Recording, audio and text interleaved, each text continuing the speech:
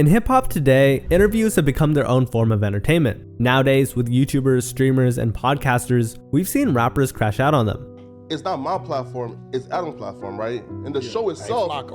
Hey, listen. Hold on. What the? Either walking out, I hate my y'all finished or y'all done? I ain't got no more talking. Let's rock. All right. or getting into heated arguments. On a scale of 1 to 10, right? How badly, right? Think I could like beat your However, that's only the beginning. You see, interviews in hip-hop have gone so controversial that they can also be the cause of a rapper's passing. Hey, we really a lot of niggas though, like niggas not here no more, bro, the hood. The sound coming from this surveillance video, and it shows the moments someone in a white Hyundai Santa Fe pulled alongside an SUV and opened fire, according to Philadelphia police. So from emotional breakdowns to wild threats caught on camera, these interviews show a side of rap most people don't see, and once it's online, it's out there forever. My name is Rashad Bashir, and this is rap's most insane interviews of all time.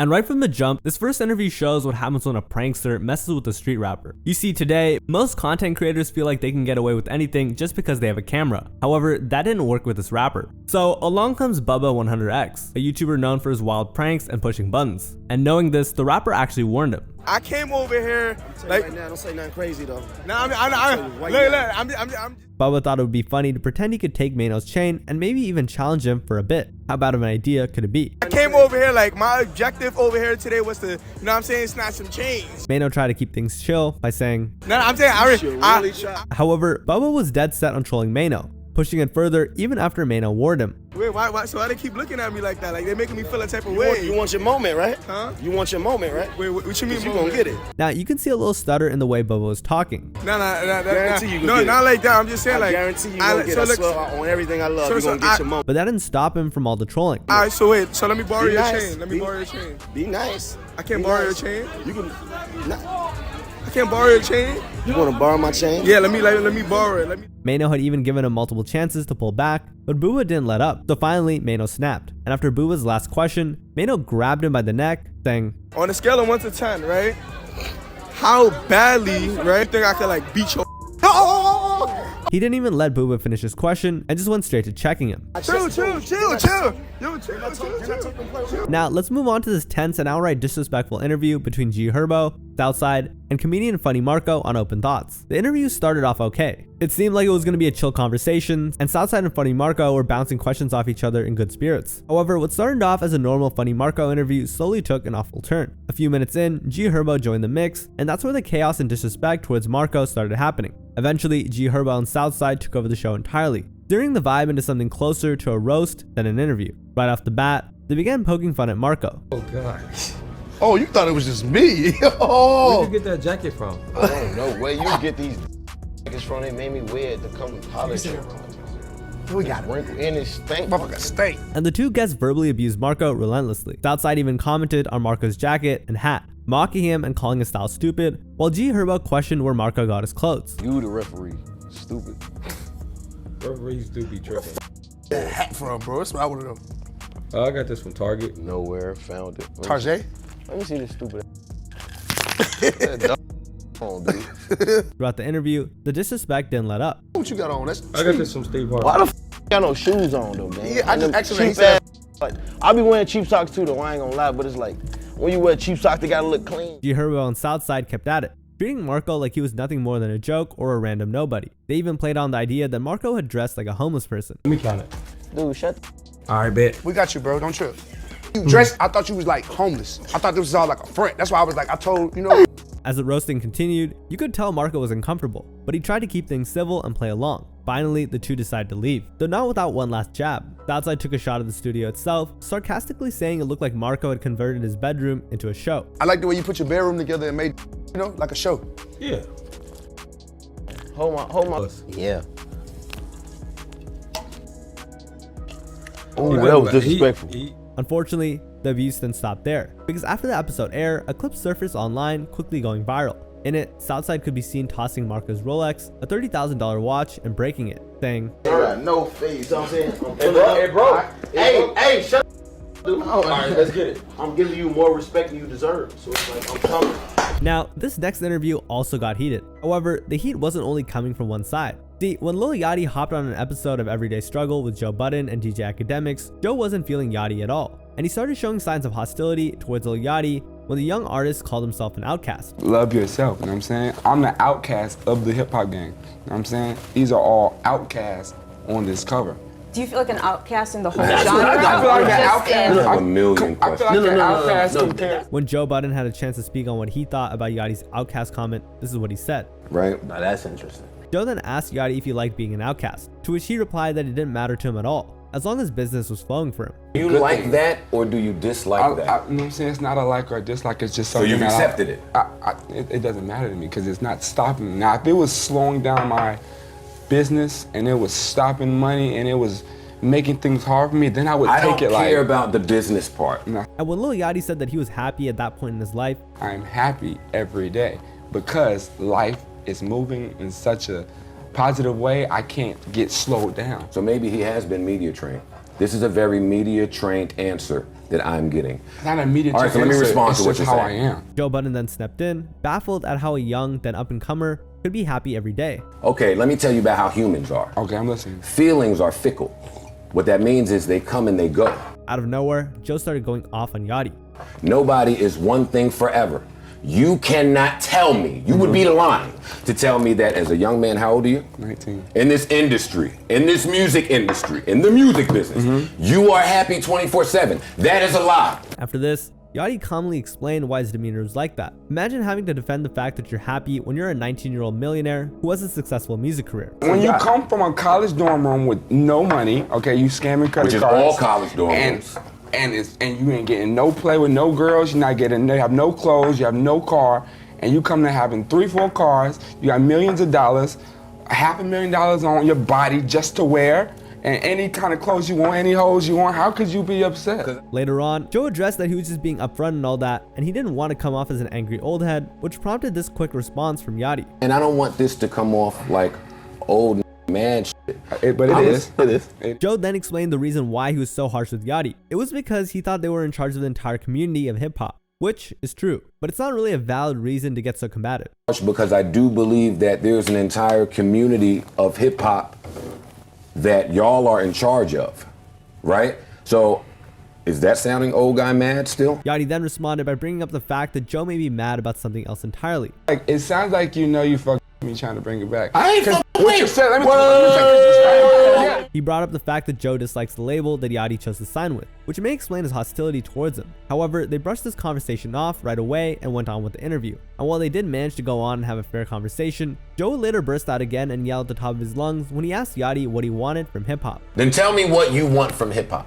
You don't think that's a question you should answer at some point? What do I want from hip-hop? Or are you leaving all of this to QC to figure out? Nah, I mean, I'm making music, bro. I'm just having fun. Yeah, you guessed it. Joe did not like this answer at all, which prompted him to go haywire at Yachty. Hilariously though, he did not share Joe's heated passion about this topic at all. Problem with just having fun in 5 years. What did you want from hip hop? You're gonna have a big problem with just having. Yeah, you don't sound like you very aware with what's going on, and you one of the hottest on earth. But what do you want me to say? You want me to say? I want you to be aware of your business. I want you to know whether you're in a 360 or not. I want you to appreciate the culture.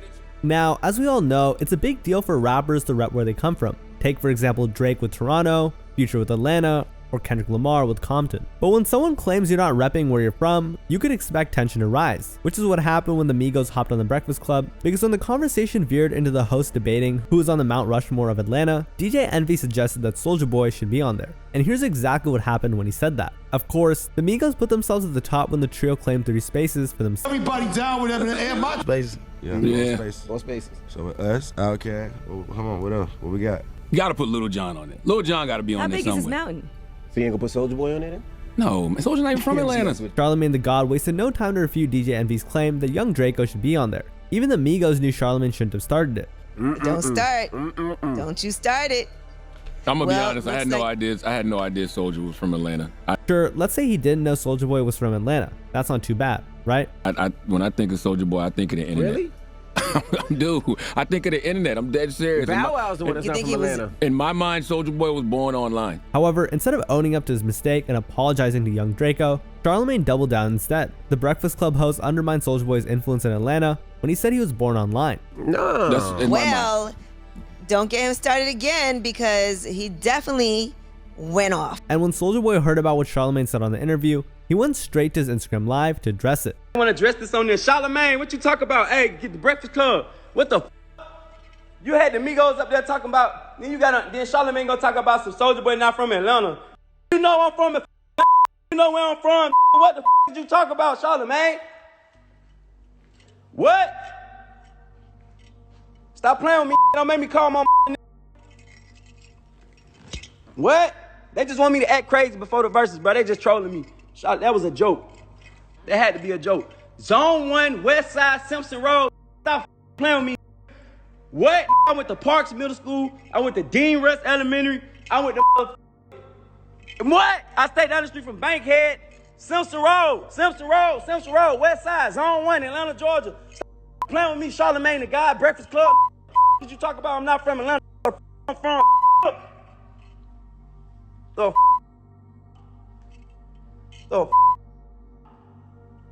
what the where the f you think I shot Crank that at? Where the f you think I went to school at? Where the f you think I grew up at? Where the f you think I was jumping the monorail at? Man, what the f this nigga about ain't from Atlanta, bro? Stop playing with me.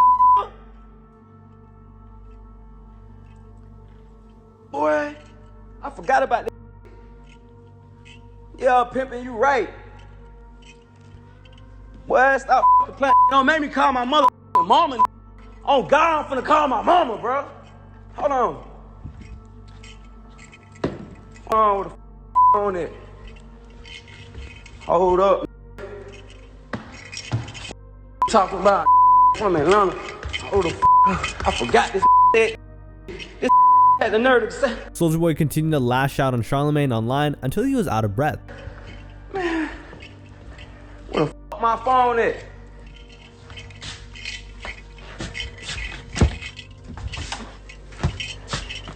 Bro, this had the nerve.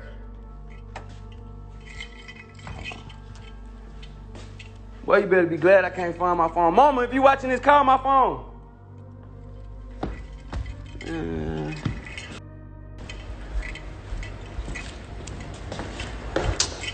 Yeah, boy, don't never get on no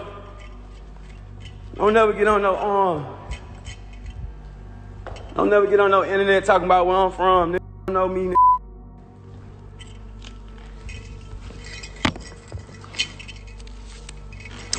I had to go to alternative school. Funny enough, he started to calm down until someone commented on the Instagram live telling him to chill.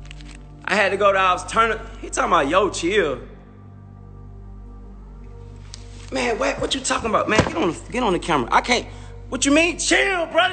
Talking about I'm not from Atlanta, bro. The said you weren't from Bumpton, you gonna get mad too. What you talking about? You can't tell you where you from, bro. Don't tell, man, what you mean? Chill. But even though some time had passed after he crashed out on Instagram over Charlamagne's comments, Soulja Boy still managed to bring the topic up when he sat down with the Breakfast Club. Some smoke for Charlamagne a couple months ago. Charlamagne said something wild you didn't like, and you had some smoke for him, man. DJ Envy egged Soulja Boy on, and when young Draco was finally face to face with Charlamagne the God, here's what happened. Oh, I ain't feel that way. Nah. It was just, Charlamagne said I went from Atlanta. Yeah, because you told us you was from Compton. Man, come on, that's what you told us. Never said You said that, big soldier. I thought you from Mississippi somewhere. Nah, I'm from Bumpton. I'm from California, Bumpton. You was born in Compton? Nah, I was born in Chicago.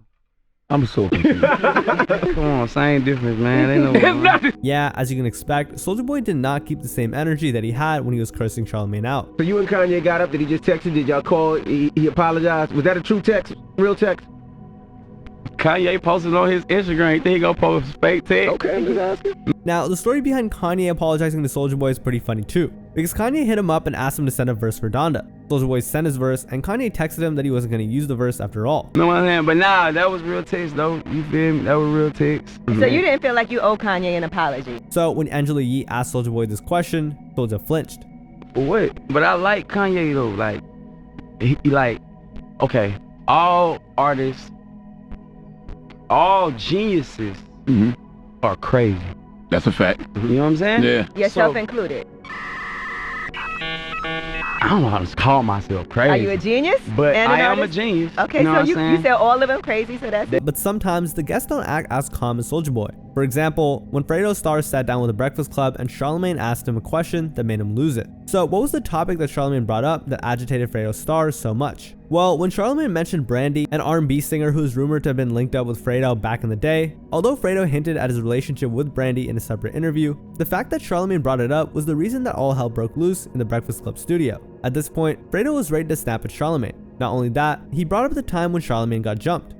This your radio station. Cause you know why? This your block. You know why? Because I know it was an You got ambush. ran off your own I don't block. know what them guys had planned. So I had to get out the way. You got ran off your own block, man. It's all good, though. It happens. It happens to the best of them. But Charlamagne responded and stood his ground. So when the Breakfast Club host explained that running away in that moment was the right move, the situation got worse. Sometimes.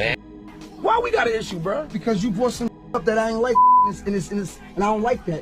I ain't no. Now, after Fredo Starr said that straight to Charlamagne, you'd think that would be the end of the tension, but he still had more to say to the host. He said you was, but you Don't said play it. me like that. I don't know what you want me to do. You can't do nothing. You can't do nothing. That's what I'm saying. You can't do nothing, big man. You can't do nothing. I ain't here for that. I ain't here for that. Playing the garbage. Don't play me. My name is Fredo Starr. Do your Googles. What the f you gonna do? Honestly, seeing Fredo Starr put Charlamagne in his place like that, after all the disrespectful things he said to guests in this video, it feels like poetic justice. All right, let's move on. Let's move on. past that. Let's get past on TV. So, we've seen a lot of guests get provoked by Charlamagne's questionable choice of words, but what happens when Charlamagne goes out of line, but the guest still manages to remain respectful? Because when hip-hop legend Master P was on the show, Charlamagne still found a way to disrespect him live on air. Projects y'all was dropping. It was a time where No Limit was dropping every week. It was a No Limit product in stores every week.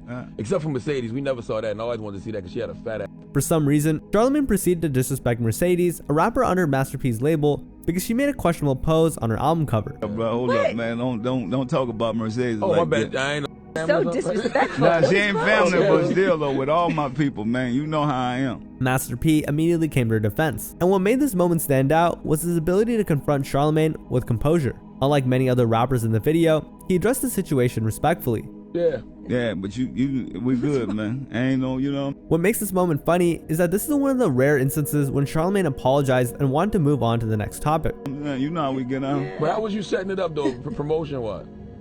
What you mean setting? Because it was dropping. They were dropping every week. So how was people able to know? Okay, unless you was going to the record store. But of course, Master P was not going to have that. He wanted to let Charlamagne know what was on his mind. Let's go back to this, dog. Let's respect, because I'm not going to talk about your sister, your mama. Got you. You know, we need to, you know what I'm saying? Like, that's the first thing. So he gave him a firm yet respectful lecture in the nicest way possible while schooling the Breakfast Club host at the same time. Because I know you do your radio thing, and I respect that, but at the same time, Mercedes is she a female. Oh, my fault. Yeah, you right. But she did look good on that cover, though. Yeah, she look good. That's your opinion. But, you know, it's about, that's Zay's beat right there. What's up, youngster? Yeah. Yeah. This the future right there. Yeah. Yeah, so. What's up, bro? Yeah, that's it. So, what so you was asking how to, because I How you remember set I up was, the I was project? DJing heavy mixtapes that time, and this is at that time. I just every week there was a new project. Yeah, well, to be week. honest, I invest in me. I invest in myself. You know what I'm saying? So that's what it's about. But like I said, man, it's about respect. Charlamagne, you know me and you go back. Absolutely. Now, before I watched this interview, I didn't realize you could roast someone without disrespecting them with pure class like this. But hey, kudos to Master P. So it's about, you know, when we talk about women, I know I don't care. I ain't gonna disrespect no or nothing, because I don't do that. I'm a man, and I don't want nobody to disrespect no people that I know.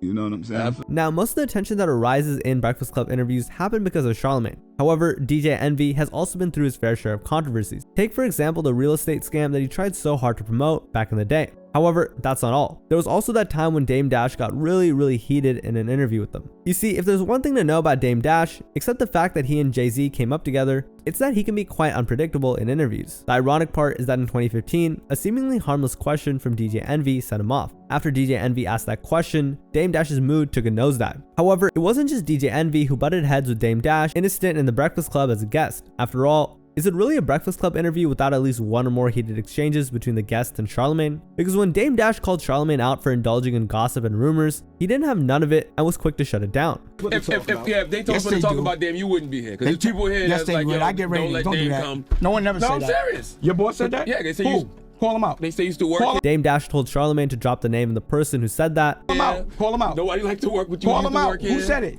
I'm not gonna say his name. But when Charlamagne didn't want to reveal his source, Dame had this to say about him. Gossiping, that's chatty. Don't tell me nothing unless you're gonna call somebody out of a shoe. That's girl to me. But I'm just telling you. Nah, I don't listen. Men that to me, right? Because I have testosterone, I got nuts. I don't listen to other men's gossip. However, that's not all. Dame Dash stood his ground and indirectly said Charlamagne didn't have balls because he was gossiping about other men. And a man that gossips to me don't have nuts. So that means he has. It's not gossip though, because I'm telling you what they said. Tell me who said it. That's irrelevant. Nah, then you see where I'm from. You don't do that. If you want to deliver a message, I don't want to hear that. And when Charlamagne never dropped a name, Dame Dash finally called him out for lying and inventing fake gossip live on air. It's you lying. You lying. Call out a name or you lying. Call out a name. Be a man and call out a name, or you gossiping, or you chatty patty. I'm gossiping then. I'm chatty patty. I'm chatty patty. So no chatty patty questions for me, man. Ask me a real question. So when the conversation shifted to business, Dame Dash pointed out that DJ Envy and other hosts weren't truly their own bosses, since someone else could fire them at any time. This caused the two to get into it again, because neither DJ Envy nor Dame Dash wanted to take a step back and relax. What's the movie, man? But that's me. I'm not saying you. If you owned it, wait a second. Time out. I don't need a check. That's stupid. You should be. Time out. Because he enjoy it, not because he want to check. You're wrong. I'm here because I like to check. Wait. Time out. Time out. You're lying. I don't need Before you lose your control, just stay focused. Like you say, do your homework. So here, listen to me. I'm working because I enjoy it. Why don't you listen? I'm working for free. Who could work with? This culminated in Dame Dash's wild question where he asked, "Would you ever enjoy being a?" I'm not. It's not a. This is what I enjoy. I don't think this is slavery, Dame. Do you have to come to work today? Do you have a choice? Do you have to ask somebody when you have to? Yes, you do. I don't. Or you're fired. Can somebody tell you you're fired? I honestly don't. Can somebody tell you you're fired? Yes or no? Can another man say you're fired? Absolutely. Because of that, Charlamagne and DJ Envy reacted particularly negatively to the slave comment for good reason. I mean, did nobody tell Dame during this interview that this was the 21st century? No one could tell me that. And that's priceless to me. But I'm here because I don't care. You enjoy having a man be able to tell you fired. But you enjoy. Okay, let me ask you a question. So you being selfish. Do you think your son enjoys you calling somebody else a boss? Don't you think your son would rather wake up with you and you could pick him up from school instead of having to do a 9 to 5? And while I don't think there's a correlation between having a boss and picking your son up from school, Dame Dash would reinforce this angle even more. Don't you think? Yeah, all right, but don't you have to wake up at 4 in the morning? Don't you think your son would love if his name was up there? Dash, or whatever your last name is instead of somebody else's? Now, let's move out of the Breakfast Club interviews for a moment, because when it comes to loved hip-hop interviewers, nobody comes close to Nardwuar. You see, instead of asking dry and cookie-cutter questions about rappers, Nardwuar does his own thing and shocks the artist instead. Because on top of his funny antics, Nardwuar does some serious and in-depth research. Unlike other interviewers, Nardwuar goes out of his way to ask rappers obscure and personal questions that hardly anyone else would know to ask about. And part of the reason why he's so respected is that Nardwuar's dedication isn't just a persona or for show, it's the real deal. And it's garnered legendary reactions from hip-hop greats like Kendrick Lamar. You know a guy called Cannon? Day. You heard that? Please explain. Yeah, that's crazy. This dude said Cannon. Wow. That's crazy. Cannon. That's one of the dudes I started off rapping with. My dude Antonio. Yeah. Wow, that's 8th grade. That's 7th grade. But that's not all. Who could forget his iconic interview with Snoop Dogg? Tell the people about this VHS cassette right here. I was curious, did you put this out? Oh my, Kev. This is what the I've been trying to find. My Smoke Fest Volume 1. This is the first one I ever put out, cuz. Look, this is the first one that I put out. This is my first movie that I directed, put up the money for, shot it. See what it say on the back? Writer, director, and executive producer Snoop Doggy Dogg. Unfortunately, his antics sometimes land him in hot water. Just like that one time where his interview with Nas started off good, but got really bad. At first, Nas was amused by the number of obscure questions that Nardwuar had in store for the rapper. This dude here, see where he's at? This is the project where I come from. That's the elevator door is open. See, that's the first floor. And he's telling the crackhead, Jane, stop this crazy thing. Sweet. Crazy, you're crazy. But as the interview progressed, Nas would turn hostile towards Nardwuar when he found out he couldn't keep the rare items that Nardwuar presented to him. First of all, I need to know, are these all mine to leave with?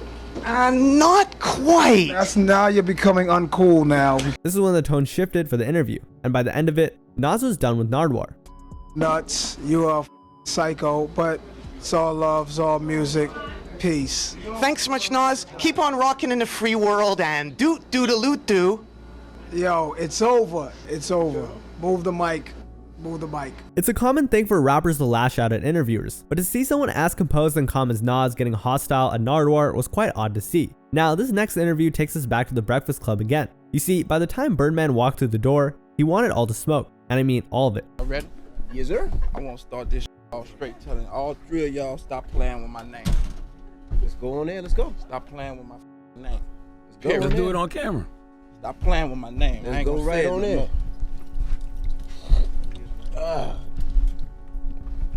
When my name come up, respect it. And you know it was about to get serious when Birdman rubbed his hands and just got straight to business. Rubbing hands equal Birdman reference, lol. Let's go. Stop playing with my name. All three of y'all, stop playing with my name. I ain't gonna say it no more. Morning, everybody. It's DJ MV Angela Yee, Charlamagne the Guy. We are the Breakfast Club. We got a special guest in the building. So tensions were already high at this point in time. Birdman was already agitated, and he had a lot of goons in the room with him. So what did Charlamagne do? Well, just see for yourself. He done cursed us out. Tell him, get it off your chest, Birdman. I said it already. I ain't gotta talk no more. Cause I don't understand the angle. Like what? I said it already. So why come here? I did it already. I'm here. So what's happening? I mean, it's all good, but I'm saying why? And I'm here. What's happening? I'm all good, but I'm saying why come here man. just to curse us what's up? happening, man? In his infinite wisdom, Charlamagne thought it would be a good idea to egg Birdman on even more. And as you can guess, this did nothing to calm down the Cash Money Kingpin. In fact, it only made him angrier. But what really made the situation worse was when Birdman sent a threat. I wanted to see you. I wanted to talk to you and your man in your face. Absolutely. You understand me? I knew a few places you was at. I could have pulled up, but I don't think that was gangster. I wanted to come look you in your face like a man and tell you how I feel. Okay. Now, this was getting pretty wild, but Charlamagne still continued to press Birdman and ask him what his issue was. Understand me? Straight up like a man. So what's the issue? No sugar. Ain't no issue. If it was an issue, you'll feel me. I just come to let y'all know, stop, put some respect on my name. You understand me? When y'all saying my name, put some respect on it. Did you pull up on Ross that way or trick that? And when Charlamagne tried to segue the conversation more towards an interview, this was when Birdman warned Charlamagne for the last time. Man, I'm pulling up on you. Yeah, but I'm the radio guy. Why pull up on the radio guy? Don't act tough with the radio guy. Now, it would be an understatement to say that telling Birdman of all people to not act tough live on air wasn't the best thing to say to him, especially in this situation, given how he looked ready to lash out on the host at any time. Y'all finished or y'all done? I ain't got no more talking. Let's rock. All right. See you later. So it's a good thing that Birdman exited the interview on his own. After all, who knows what Charlamagne might have said to make the situation even worse. Yeah. Well, grand opening, grand closing. All right, well, there you have it. Nah, we good. We good. There you have it. Man, what about on my notes? We good. That's it. Damn, Quickest man. Breakfast Club We waited interview now ever. for that. Well, that's the Breakfast Club. Our Good shortest morning. interview ever. Good morning. Good morning. So after Birdman checked Charlamagne for disrespecting him throughout the years, Birdman went on Ebro's show to talk about the incident. What made you decide to go have that conversation? Which one? You know, where, you evidently had some words to say to the Breakfast Club and Charlamagne. And here's why Birdman decided to check Charlamagne. I felt like I was coming to New York anyway because I was shooting my music mogul, and I felt it was time for me to go sit down and see this man. I think for a few years he'd been just slandering my name, just playing with my name and not respecting me. To me as a man, it was deeper than music to me. You see, when you have someone as controversial as Birdman in hip-hop, the media often mentions him in a bad light, but Charlamagne did it for years, and that's where Birdman drew the line. So I just wanted to go up there and see what's happening, man. Put some respect on my name, straight up. And still get up every morning, go to work. You know, I feed a lot of people in this game, man. I did a lot for this game, for hip-hop, man. You understand me?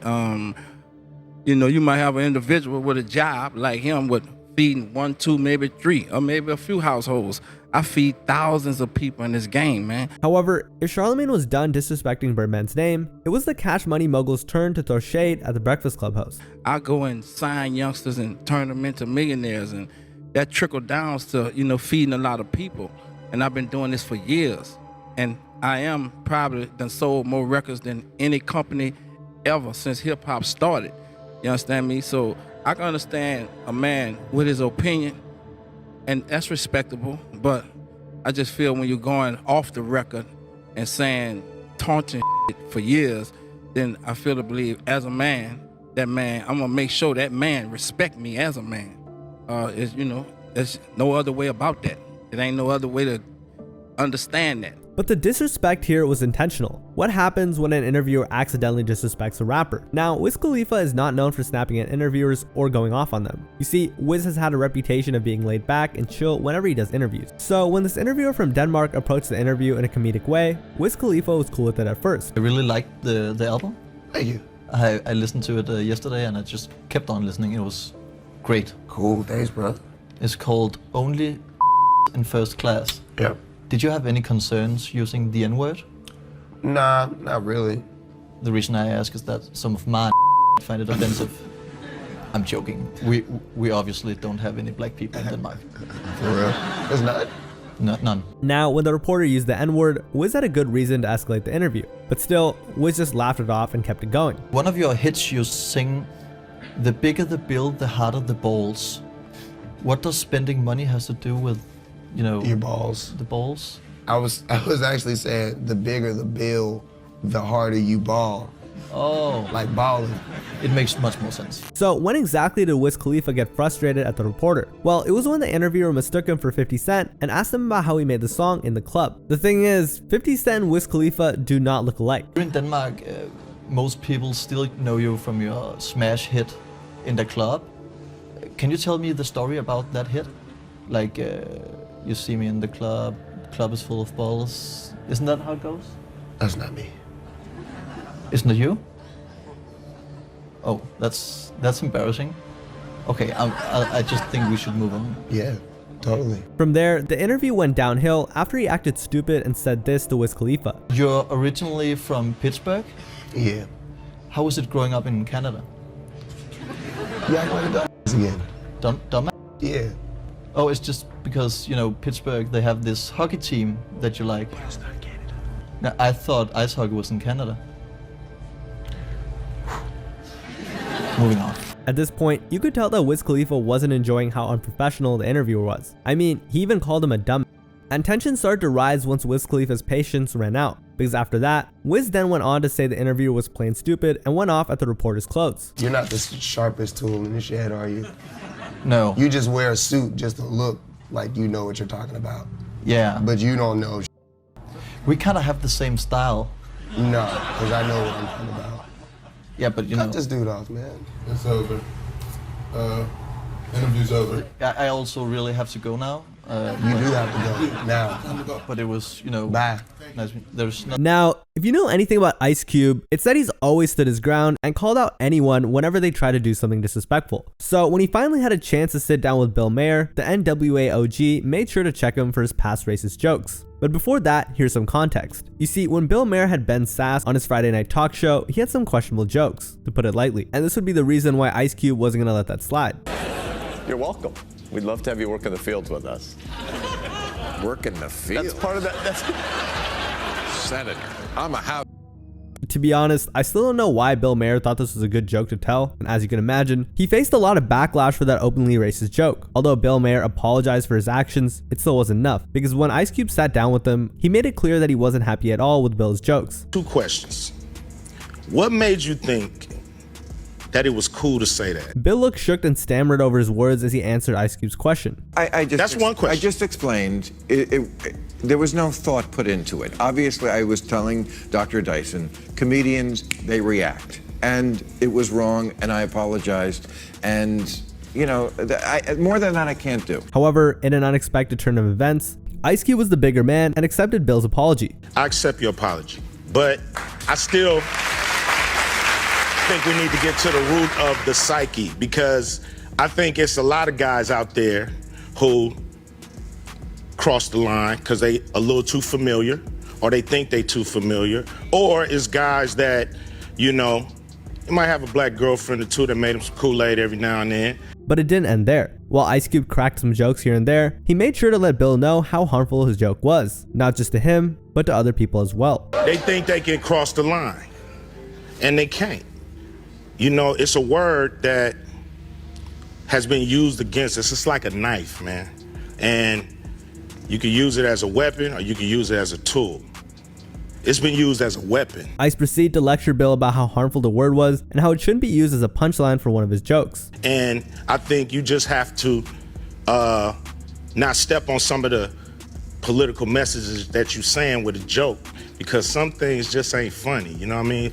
This is real right here. Now, when it comes to controversial opinions, DJ Akademiks is no stranger. Moreover, Akademiks is also known for being outspoken about certain topics that he's not particularly good at, and one of those topics is about drug culture and hip-hop. But what happens when a hip-hop OG checks DJ Akademiks for his lack of knowledge on the matter? You see, while Jeezy talked about the aspect of drugs and other gang activities in his songs, the interview started quite well. My whole point of case is that, you know what I'm saying, whatever you do, just do it with integrity. Okay. You know what I'm saying? So I was doing what I was doing to be in this position to sit at this table with you now. Yeah. You feel what I'm saying? To be able to have something, to talk to you about. You know what I'm saying? But my point in case, and the point I was trying to make was, I stuck to my guns no matter what, because that's what my mindset.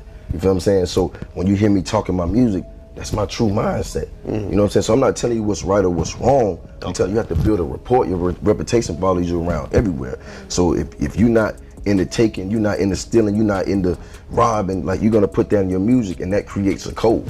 You know what I'm saying? So the newer generation now, the things that they're putting in their music is, we're gonna run off on the plug. We're gonna take this, we're gonna take. But when Akademiks laughed at what Jeezy said, he made it clear that Ak was not in any position to say anything about the topic. And of course, Jeezy didn't let it slide. Yeah, but you laughing because it's funny, because you on the show. But you ain't little homie getting his head knocked off.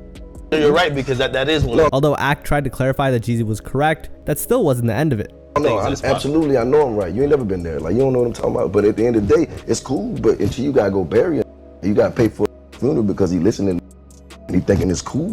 You know what I'm saying? He running out here because that's the code, that's the rules. Wherever you're gonna get the street rules from, the code, but our culture leaders. However, Akademiks was not the only internet personality who was pressed by rappers. Just look at Aiden Ross's incident with Memphis rapper Moneybagg Yo on his stream. You see, the vibe was cool at first. They were freestyling alongside his friend Zeus, and it seemed like they might actually have a fun session. Yet Moneybagg Yo even played along, showing Aiden some pointers on freestyling and keeping it casual. Just looked at my wrist like come on, I gotta catch it. But then, Aiden thought adding out-of-pocket jokes would be funny. He started making unexpected comments, saying things like, just look at my wrist, I got time today. Moneybagg, you looking so fine today. What? Yeah, pull up wine and red. I got blue on me. Hell no. And you can see Moneybagg was dead serious, and he didn't find the joke funny at all. Aiden, trying to recover, asked for a second chance, saying he'd keep things in check. He started another freestyle, assuring Moneybagg Yo he'd keep it respectful. I will do it again. I got you. One more chance, that's all I ask. Try again, bro. I got you. Alright, I got you. I got you. The beat dropped, and everything appeared to be fine for a moment, but Aiden just couldn't resist. He made another sus comment, complimenting Moneybagg Yo in a way that pushed the line again. Moneybagg, you going crazy, sir. I like it. I compliment you because you are killing it. You're gonna have to buy me a purse, but not that's a purse. Moneybagg tried to keep his cool, but you could tell his patience was wearing thin. So what did Aiden do? He asked for one more beat to freestyle on, but then proceeded to spit yet another questionable line. This time, Moneybagg Yo was done, and he let Aiden know physically and then walked off the stream. Just give me something quick, like, Bone says I was a jit. Grab a toothpick, grab it, twist it, like it's a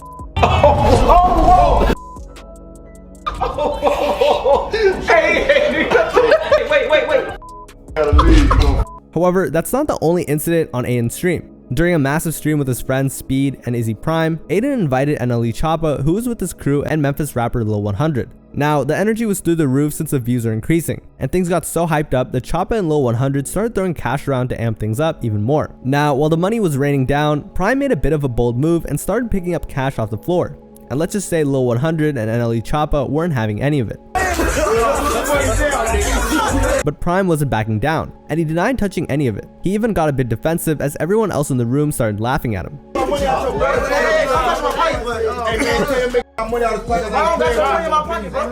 my money now and make it look like And the tensions only escalated from there. Prime decided to say he was from Chicago, as if that'd get him some respect. Hey, bro, I'm from Chicago, from the South Side. I don't know where you from. I'm from Jordan. Don't play about my money. But Lil 100 let him know he didn't care where Prime was from. It was about the money and the principle behind it. So Prime actually backed off, realizing 100 wasn't playing around at all.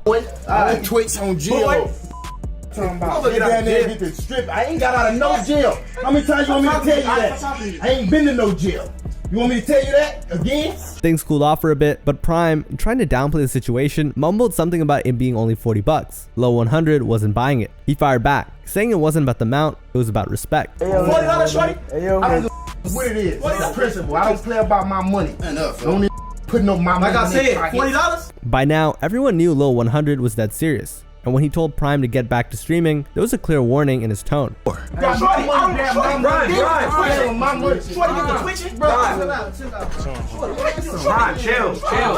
Eventually, Prime decided to leave, which was probably for the best. Lil 100 didn't just want to win an argument, he was ready to stand his ground. Get your people, bro. Grabbing my money, putting my money.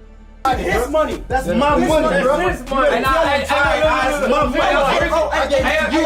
But Aiden wasn't the only streamer who was confronted. Neon, another streamer, faced one of the most intense confrontations on camera with rapper Didi Osama. So how exactly did Neon actually press Didi Osama? Well, the story goes like this. Neon was repeatedly doing a controversial drill dance called the Naughty Bop, a move that mocked the passing of a young rapper. However, this wasn't just some viral internet challenge. Fans were telling Neon to back off, warning him that this was crossing a serious line, especially since he wasn't from the streets and had no personal stake in the matter. But despite the warnings, Neon didn't stop. Eventually, the situation caught the attention of Didi Osama, the brother of the late rapper, who wasn't gonna let the disrespect slide. Didi saw a clip of Neon dancing and reached out and asked him to stop mocking his dead brother, but Neon brushed it off, continuing with the dance and the taunting. And this is when things took a turn for the worse, as Didi found Neon's location and actually attempted to confront him in person. As he tried to set Neon up and his manager, Neon managed to slip away before things escalated. My nigga Neon!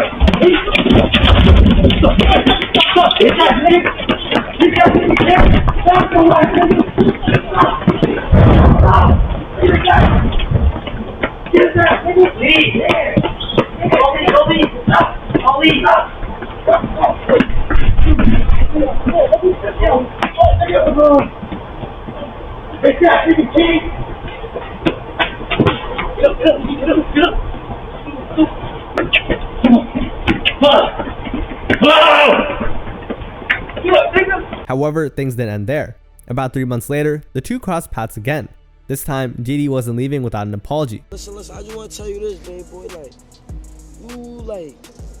You don't know where I come from. Like, you not from the streets, baby boy. Like, you was really a nerd, baby boy. You was really a nerd, baby boy. Now, Neon tried to hold his ground, but it was clear that he was shaken. I'm trying to tell you, look at me. I'm not looking at me. Sorry, my bad. I'm not trying to say nothing about you, but like, you're not from the streets, baby boy. Even with Neon's security guard on standby, Didi kept his tone intense, letting Neon know that he wasn't looking for a fight, just an apology. That's when Neon, now visibly nervous, realized he had no choice but to apologize for the disrespectful dance. Cause like, you know my heart, like, my mom be on the gram watching. I want to apologize to her too, bro. It was not right what I did, bro. You gotta apologize to my mom, my fans, my everything. Didi reminded Neon that he's not where he's from and that he had to apologize not just to him, but also to his fans and family. You're not even in the streets to be even it was back in the day. I didn't realize what I was doing, bro. Yo, Woo, it's not even, why you not paying attention? So I'm nervous, bro. You know how I feel right now? I feel like slapping the But that wasn't the last time Neon got in trouble with a rapper. During that time, Neon was filming with Ruby Rose. Now, everything seemed normal until they hit the studio, where NLE Choppa unexpectedly pulled up. However, Choppa wasn't there to hang out. He was furious. It turns out that Neon's fans had caused Choppa's concert to get canceled, meaning NLE lost out on a pretty serious payday. Bro, you still one of my shows, bro. Your show? Yes, man. Wait, what did I do? NLE then confronted Neon and explained what happened at his show. You was outside or something. I was supposed to perform. And then they seen that you was on live and they raided the whole hotel and the whole show got canceled. But then he added that Neon now owed him the money that he lost. No way. He got it swatted. On God, couldn't even perform.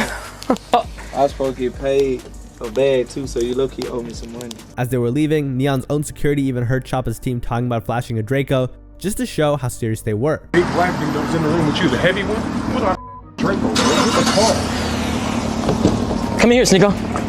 I didn't say bye. But I guess these streamers just never learned because another influencer, Sneeko, was involved in a heated confrontation with rapper C Blue. It all started when Sneeko, who was streaming one day, listened to New York drill music and rapped along. However, as he rapped along, he dissed a deceased person from New York named J Rip, which would come back to haunt him. Fast forward to another stream, C Blue joined Aiden Ross for a jail-themed livestream, and Sneeko happened to be there too. However, the moment C Blue spotted him, he didn't waste any time. He checked Sneeko directly, making it clear that disrespecting his deceased friend was crossing a line. You on the internet, this is my homies. I'm gonna need a personal apology. Just apologize, bro. Real, you didn't. For him, it was more than just a disrespectful comment, since it was about a friend he lost to the streets and someone who was only 13 years old. He even pointed to his tattoo and said this. The person I got tatted right here for me, 13-year-old mans I lost for me to the streets. I just need an apology. However, Sneeko tried to deflect responsibility. I didn't diss anybody? Yeah, you did. Who? You said you were singing a song for me. You said you smoking on J Rip type. He then admitted that he did say it, but adds that he immediately apologized after. On J Rip type.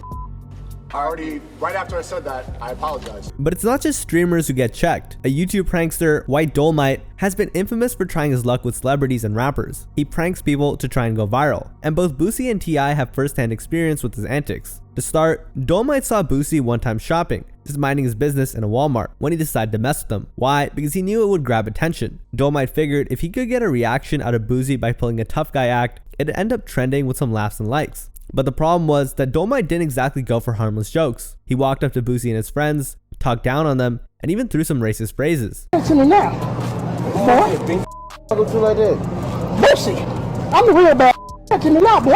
Boosie was confused at first, probably just trying to figure out what on earth Dolmite was even doing. Boosie's crew though saw the prank for what it was and warned Dolmite to back off before things got heated. Man, I will beat your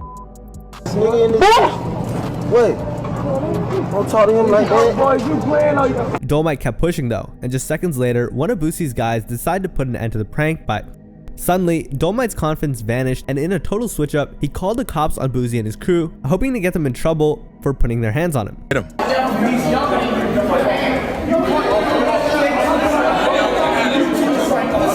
And Dolmite should have learned his lesson then, but he would also try shenanigans with T.I. and trade the truth. Dolmite caught them while they were working on something together, and he thought it would be hilarious to do the same thing and just roll up and throw out racial slurs. Stop taking these pictures here, boy, in my building. Hey, what are you guys doing here, boy? Dolmite was immediately thrown out, making it clear that they don't tolerate any racist nonsense. Boy, ain't nobody boy, man. Dressed like Bob the Builder. What you talking about? Boy, what you say, boy? No, that boy stuff, bro. Hold on, man. But that prank, bro. We don't prank with the boy with the racist. At that point, Trey stepped in to tell Dolmite he needs a new strategy, because with the way he's going, he's just asking to get hurt. If this how you trying to go viral, bro, that's hurt out here, man. No, you can't cut. Hold on, bro. And I ain't nobody's boy, man. Go about your business, man. Now, let's talk about this incident when YouTuber ThatBoyQ tried to prank on Quando Rondo, but things didn't go quite as planned. It all went down at a mall where ThatBoyQ was on a mission to test people's chains. His YouTube channel is built on pranks and reaction videos, so he decided to do what he does best. However, this time on a known artist, Quando Rondo. Test my chain. Are you down to test your chain? No, it ain't doing that, is it? Now, Q wasn't just checking for real diamonds. He wanted to take things up a notch by turning off his diamond tester, making it look like Quando's chain was fake. Man, little bro, quit playing with me, man. No, I'm telling y'all, they're very real. I'm telling. When the YouTuber admitted that he was only trolling, it didn't help much. Instead, Quando took things further, warning Q about the potential consequences of pulling stunts like that. Got that fake diamond tester. Nah, y'all playing get murked like that. Finally, let's talk about streamer Jack Doherty and when he invited Rich the Kid and his crew over for a rapper-streamer collab. Now, what could have been a fun, laid-back session quickly took a turn for the worse when one of Rich's partners got heated. However, in this bizarre confrontation, Rich the Kid wasn't actually the one who pressed the streamer. Instead, it was his partner, whose girlfriend had somehow lost her hoodie at Jack's place. But not just any hoodie, the hoodie was worth a jaw-dropping $11,000. Now, as you might expect, an $11,000 hoodie isn't just any hoodie, so things escalated fast. Rich's partner wasn't just here to play. He started pressing Jack on the spot, clearly frustrated and suspicious. I was on watching the whole time. That's my point, so take it out there, because now is not the time to play. Bro, we're not playing that. My hoodie's like gone. Bro, what? The vibe went from chill to tense, with Jack looking more and more nervous. What? What? Are you good? Are you lost? You good? No. Listen, what you mean? The girl made it clear that Jack needed to stop wasting time and find that hoodie, or things were about to get serious. He ain't playing either. It's not a game. Well, somebody Rich the Kid demanded Jack go search for that hoodie immediately, and even warned him that if he didn't find it, things were gonna get physical. There's no way you're pressing me about the hoodie. Figure it out. There's no way. Figure it out. There's no way. Figure it out. It sounds like you took the hoodie. Yeah, I know. You're reacting like that. And this wasn't just talk, because he straight up told Jack that he'd slap him if he didn't come back with his hoodie. No, I would slap you. Yeah, for real. On your loud stick. So a lot of crazy things can happen on camera during stream or during interviews. But you know what's really crazy? When someone's interview ends up being the cause of their death. While a ton of rappers over the years have said controversial things during interviews, some instances are so bad that it leads to their demise. And this was the case with FBG Cash when he passed away after posting a picture of him next to King Von's mural with a middle finger raised and then talking about it on No Jumper. During the interview, Cash revealed that Lil Durk actually urged him to take the photo.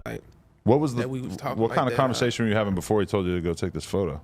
Fuck me, fuck him. Go over there and do that and see what happened to you. From the looks of things, Durk was taunting Cash to take the picture next to Von's mural, knowing it would get him in trouble. And just a few months later, Cash lost his life while driving on Southside Chicago. Well-known Chicago area rapper was killed in a drive-by shooting early this morning in the Auburn Gresham neighborhood. 31-year-old Tristan Hamilton was shot multiple times. Now, no one has been charged with his murder yet, but many have linked the Von mural picture incident to the FBG rapper's passing, much like how his co-FBG artist FBG Duck passed away at the hands of O-Block members 2 years prior. Our next rapper, YBC Duel, is known for talking about his ops in a very dangerous way. Now, YBC is known for being incredibly disrespectful towards his enemies, even those who've already passed away, which led to many fans calling him Mr. Disrespectful. Now, a showcase of this when he went on No Jumper to talk smack about every single one of his ops. 56th Street, Belmont, y'all never got back. No, 44 CB taming y'all. Look, 38th Street, 39th Street. I ain't even gonna lie. The Dub too. And who else? That's a lot of ops, huh? But wait, YBC Duel wasn't done yet. The young boy from the back block. I forgot about him. I keep forgetting about the young boy from the back block. But who else? I can't even remember. Fuck all them niggas though. Fuck 7th Street. Fuck Deke Luke. All of them. I ain't even gonna lie. It's the real disrespectful. Y'all know what the fuck is going on. It's living up to his name. And that wasn't the only time YBC Duel disrespected his ops on camera. One time, he literally dug up the grave of his enemy just to disrespect him further. No fucking tombstone. I'm gonna dig fucking dirt up.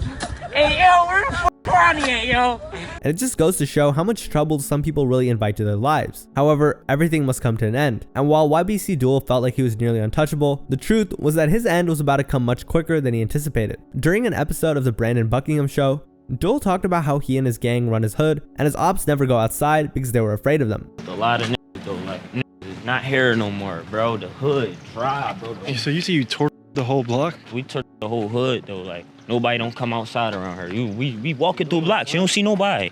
This is a ghost town. And it seemed like Brandon's interview was the final nail to YBC Duel's literal coffin, because on the same day that video was released, Mr. Disrespectful was murdered while he was stopped at a spotlight in Philly. The sound coming from this surveillance video, and it shows the moments someone in a white Hyundai Santa Fe pulled alongside an SUV and opened fire. According to Philadelphia police, the deadly shooter claimed the life of Abdul Vicks, also known as Young Duel. Now, this next rapper wasn't particularly disrespectful to all her enemies. Rather, she was mostly focused on disrespecting one person, her ex-lover. The rapper we're talking about here is Tan the God, who claimed to have offed her ex in self-defense due to abuse. And this is a story she explored extensively in her album X Woodpack and in interviews. Like, I know females that never had a choice, and they was just dude popping up and threatening the whole family, and you know, and you know where people live. Tan explained how she was pushed to the breaking point because her abusive ex-boyfriend already started threatening her loved ones too. At that point, it was either her or him for Tan the God. You gotta take them out. You gotta take them out, and it just is what it is. Like, if you do any type of just straight, like, you'll take my life. Yeah. And I gotta move on you before you move on me. Kid L then asked Tan how she was so candid about this, considering she's literally talking about having someone, and whether or not she was afraid of any legal consequences of all of this. One thing that I do have to ask is, like, how are you not afraid of, like, police, or like, or did they like side with you on it? Or, like, how did you evade like any type of like consequence, basically? We gonna find that out on September 23rd. Okay. After the interview dropped, Tan's infamy grew and more people started believing her claims. A month after the Kid L interview dropped, Tan to God went out off the porch to announce that she had beaten the September 23rd court case she talked about. She also further mocked her dead ex during the interview. I got this to be extra childish, making families mad. And oh well, because they ain't gonna do shit about it. Smoking on that Axewood pack. Oh yeah, you know it. Matter of fact, I got to smoke on this dead motherfucker as we speak. Hold up. So clearly, Tan to God's career was on the come up. However, it was ultimately short-lived because after a performance in Oakland in July of 2022, an unidentified assailant went up to her and shot her in broad daylight. Tan was rushed to the hospital, but she unfortunately passed away a few hours after. Now, our next rapper didn't hop on interviews bragging about killing someone, but he did brag about something that may have led to his passing. You see, G Money is a rapper who used to be friends with NBA Youngboy at some point, but something he did led to them falling out, and he revealed the cause of their rife during an interview with Say Cheese. He mad about his sister too, though. About his sister? Yeah, I had f***ed her a long time ago.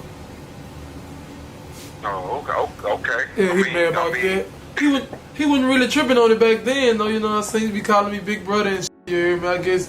While NBA Youngboy was miles ahead of G Money in terms of success and popularity, the latter started gaining traction as his career went on. He also released a song that talked about his incident with Youngboy's sister, rapping, "Your sister swallowed so I never kissed her, but up with her so I never dissed her," a line which he would soon regret for the rest of his life. The fact was that G Money rode on the popularity dissing Youngboy gave him, and while it worked at the time, it would also lead to his demise. After a recording session, G Money left the studio at around 1 AM, where he met an unknown person at the exit who then shot him dead. A lot of people believe this hit was ordered by NBA Youngboy, but he never talked about it at all. In fact, Youngboy released a song called Pour One, where he talked about his relationship with G Money early on after he passed away. Now, while Youngboy didn't explicitly admit to straight up killing G Money, he outright spoke about doing so with our next rapper, Boulevard Quick, who was a rapper from Baton Rouge, Louisiana, the same area NBA Youngboy was based in. See, Boulevard Quick was close friends with the previous rapper we talked about, G Money. So when he released the music video for his track Never Lackin', he ended the video by going on a rant against Youngboy. And while dissing another rapper is basically just a standard operating procedure in hip hop, what many rappers avoid doing is dissing other people's family.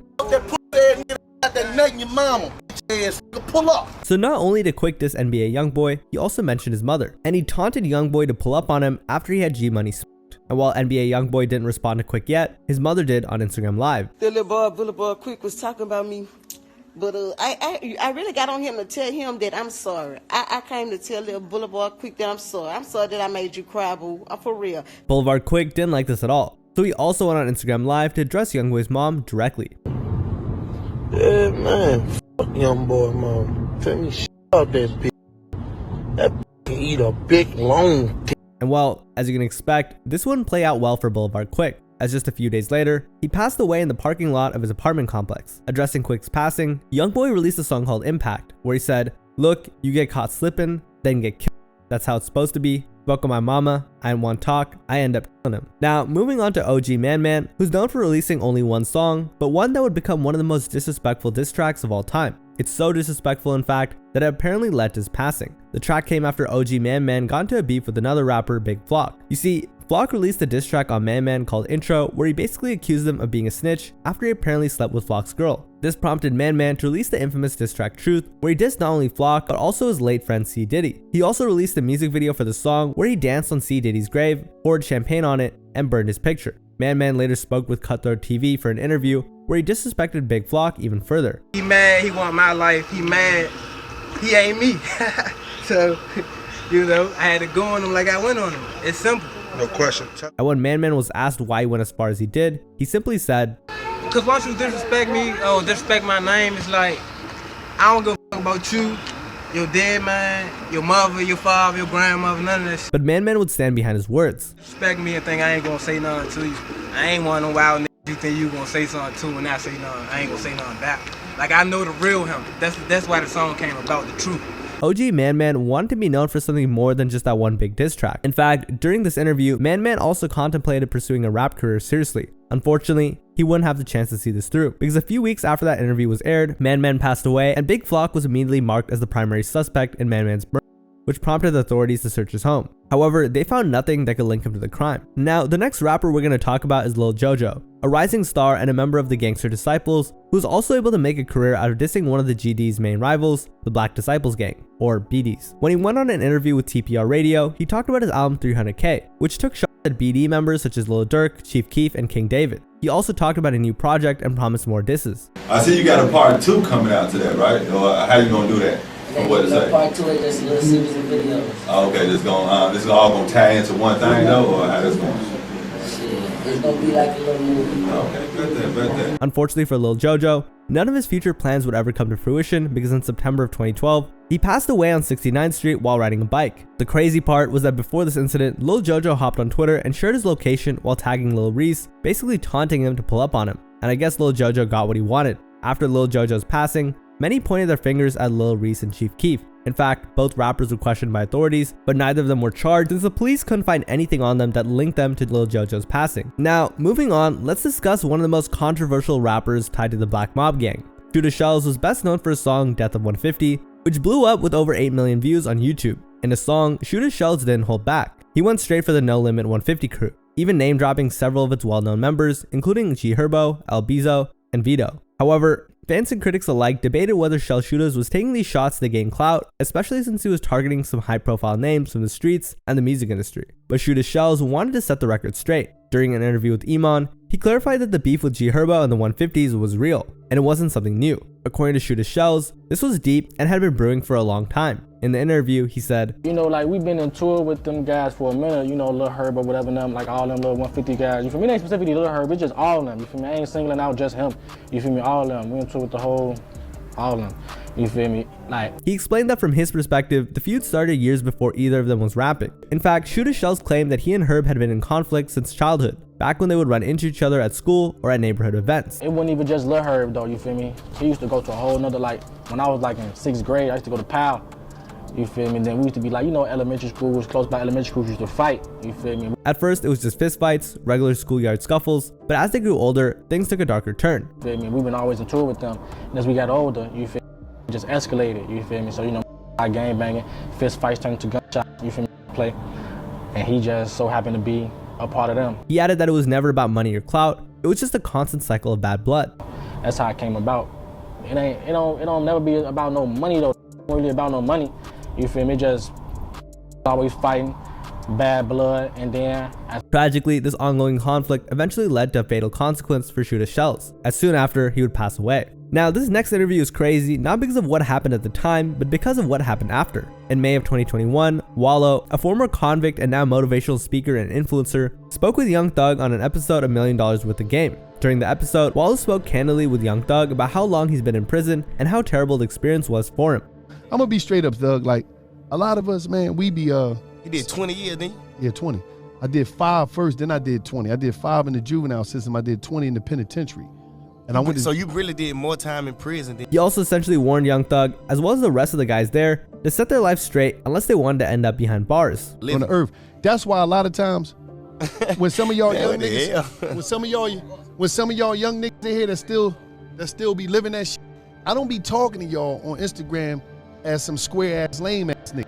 I'm talking to y'all as a nigga that been in a prison yard and see little young boy come in with his tattoos on his face, and he like, oh gee, like what's up? You know Keisha? From where? I don't know, but that's your mom? Yeah. Wallow went on to explain that once a young guy goes to prison, everything they held on to, from money to women, all disappears. Jeez. And now all the gangster shit gone.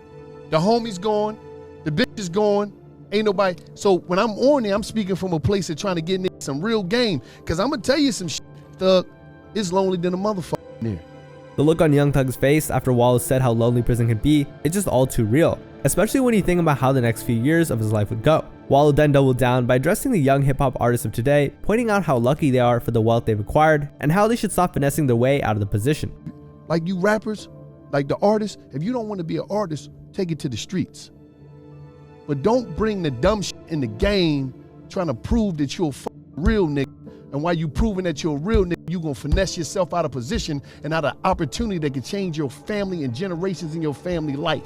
Now what's crazy about this is a year after this interview was released, Young Thug was arrested and charged in a 56-count RICO case where he stayed in jail for 29 months, before eventually getting released on October of 2024 after accepting a plea deal. Up next, we have Bloodhound Lil Jeff, a rapper who gained popularity, but not entirely because of his music. In fact, some even called him the next King Von because of how influential he was. But that wasn't all. If you couldn't get it from his name, Bloodhound Lil Jeff had a reputation for brutality, and fans online frequently compared him to King Von in terms of violence. You see, Bloodhound Lil Jeff was allegedly linked to as many as 10 bodies, a number he'd casually referenced during his Instagram lives whenever the topic came up. Just look at this clip where he talks about taking people to what he called killing school.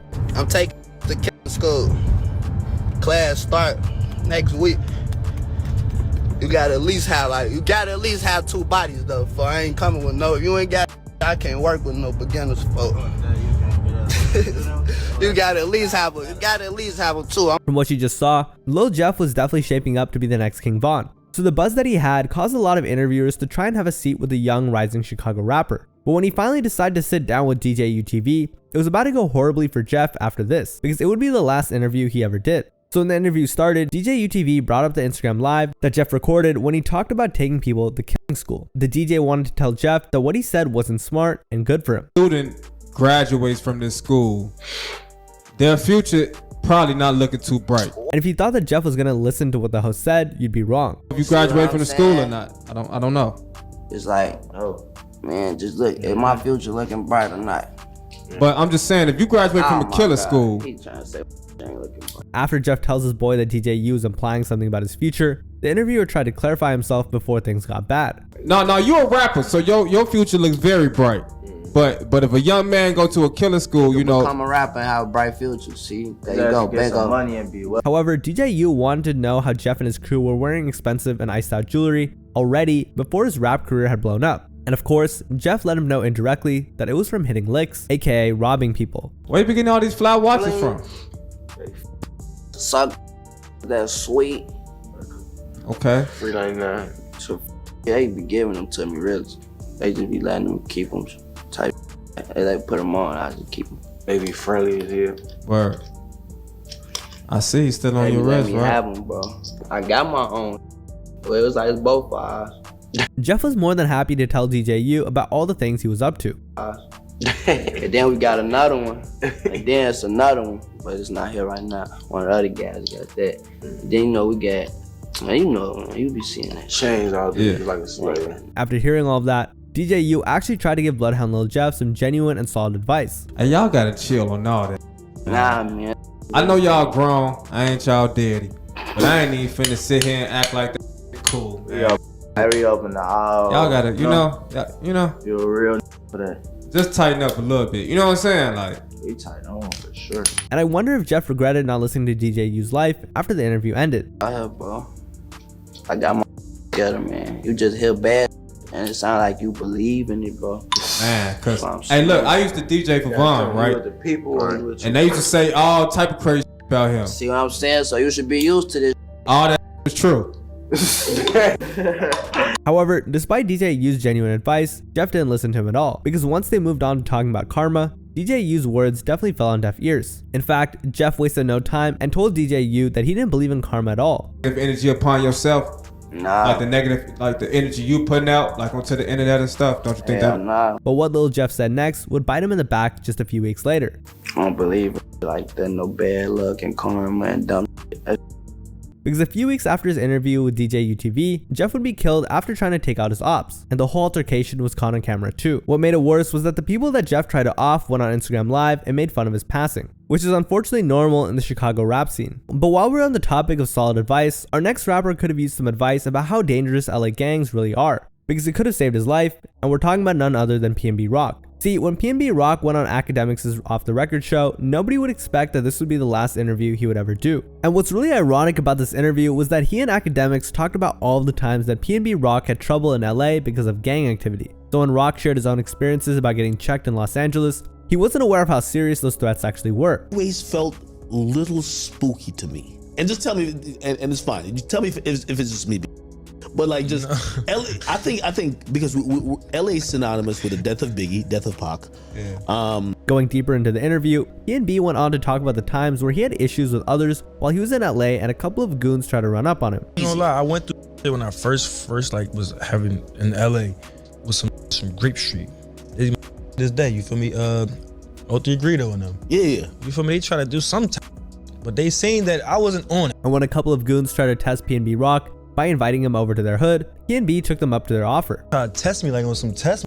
Like, they was just like, yeah, come to the hood. You feel me? Like, come up to the hood. Which to any rational person would not sound good at all. However, PNB Rock wasn't rational. I went to their hood. You feel me? With strapped up. You feel me? Like I went with, like it was like 3 of us. We wasn't crazy deep. Cause I just be wanting to know like y'all. I'm just like y'all, bro. You feel me? Like I'm just like you. I came from the trenches. And the crazy part was that despite the dangerous encounter, this wasn't the last time PNB Rock had trouble while he was in LA. Like mid-pandemic. But it was like another one. I don't know. I guess could be sweet. You feel me? The disturbing part here was that he was out with his daughter and baby mom, and that still wasn't enough to stop them from plotting against him. They just be with my family. They think I'm just out here lacking. You know what I'm saying? So it would be one of those type of situations. Just talking loud shit, wanting me to hear their conversation. And it's like, I'm with my peoples. Like, I'm with my daughter and my girl. Like, why they talking about this? Like, with this around, like we outside. And although PNB Rock managed to get out of that sticky situation, he still didn't reflect on all the other times he got into trouble in the city. You see, PNB Rock overlooked these incidents, and he paid for them dearly. This interview with DJ Academics felt like a foreshadowing of what was coming for PNB Rock, because just 10 days after talking with Academics, PNB and his girl went to Roscoe's for some chicken. However, what seemed like a normal day turned sour for everyone when PNB Rock's girlfriend made one of the worst mistakes she ever could make. See, PNB's girl made the bad decision of posting their location on Instagram, which, as you would expect, was not a good idea. And well, it would all go south from there, because shortly after, 2 individuals walked up on him with a and tried to take PNB Rock's jewelry. And after the altercation, PNB Rock passed away. And the whole situation was wild, because it wasn't like PNB passed away because of rap beef or ops. He was just trying to get some dinner and mind his own business. However, sometimes rappers feel untouchable after surviving a run-in with their ops, and after being told a number of times to leave the city and focus on music, they still choose to stay. So how many close encounters with death does it take to get an up-and-coming rapper to leave the streets behind? Well, in Fulio's case, he never contemplated leaving at all. You see, after narrowly surviving a shootout in Jacksonville, Fulio didn't take the memo and still moved around Florida like nothing happened. And he talked about the incident in an interview with DJ Academics. I walk out the studio, I'm walking down like the carport to my car. Fulio even noted that he was ready to go at any time and any place. Anytime I walk anywhere, I got my gun in my hand, walking wherever in Jacksonville. Like that's just how you gotta be.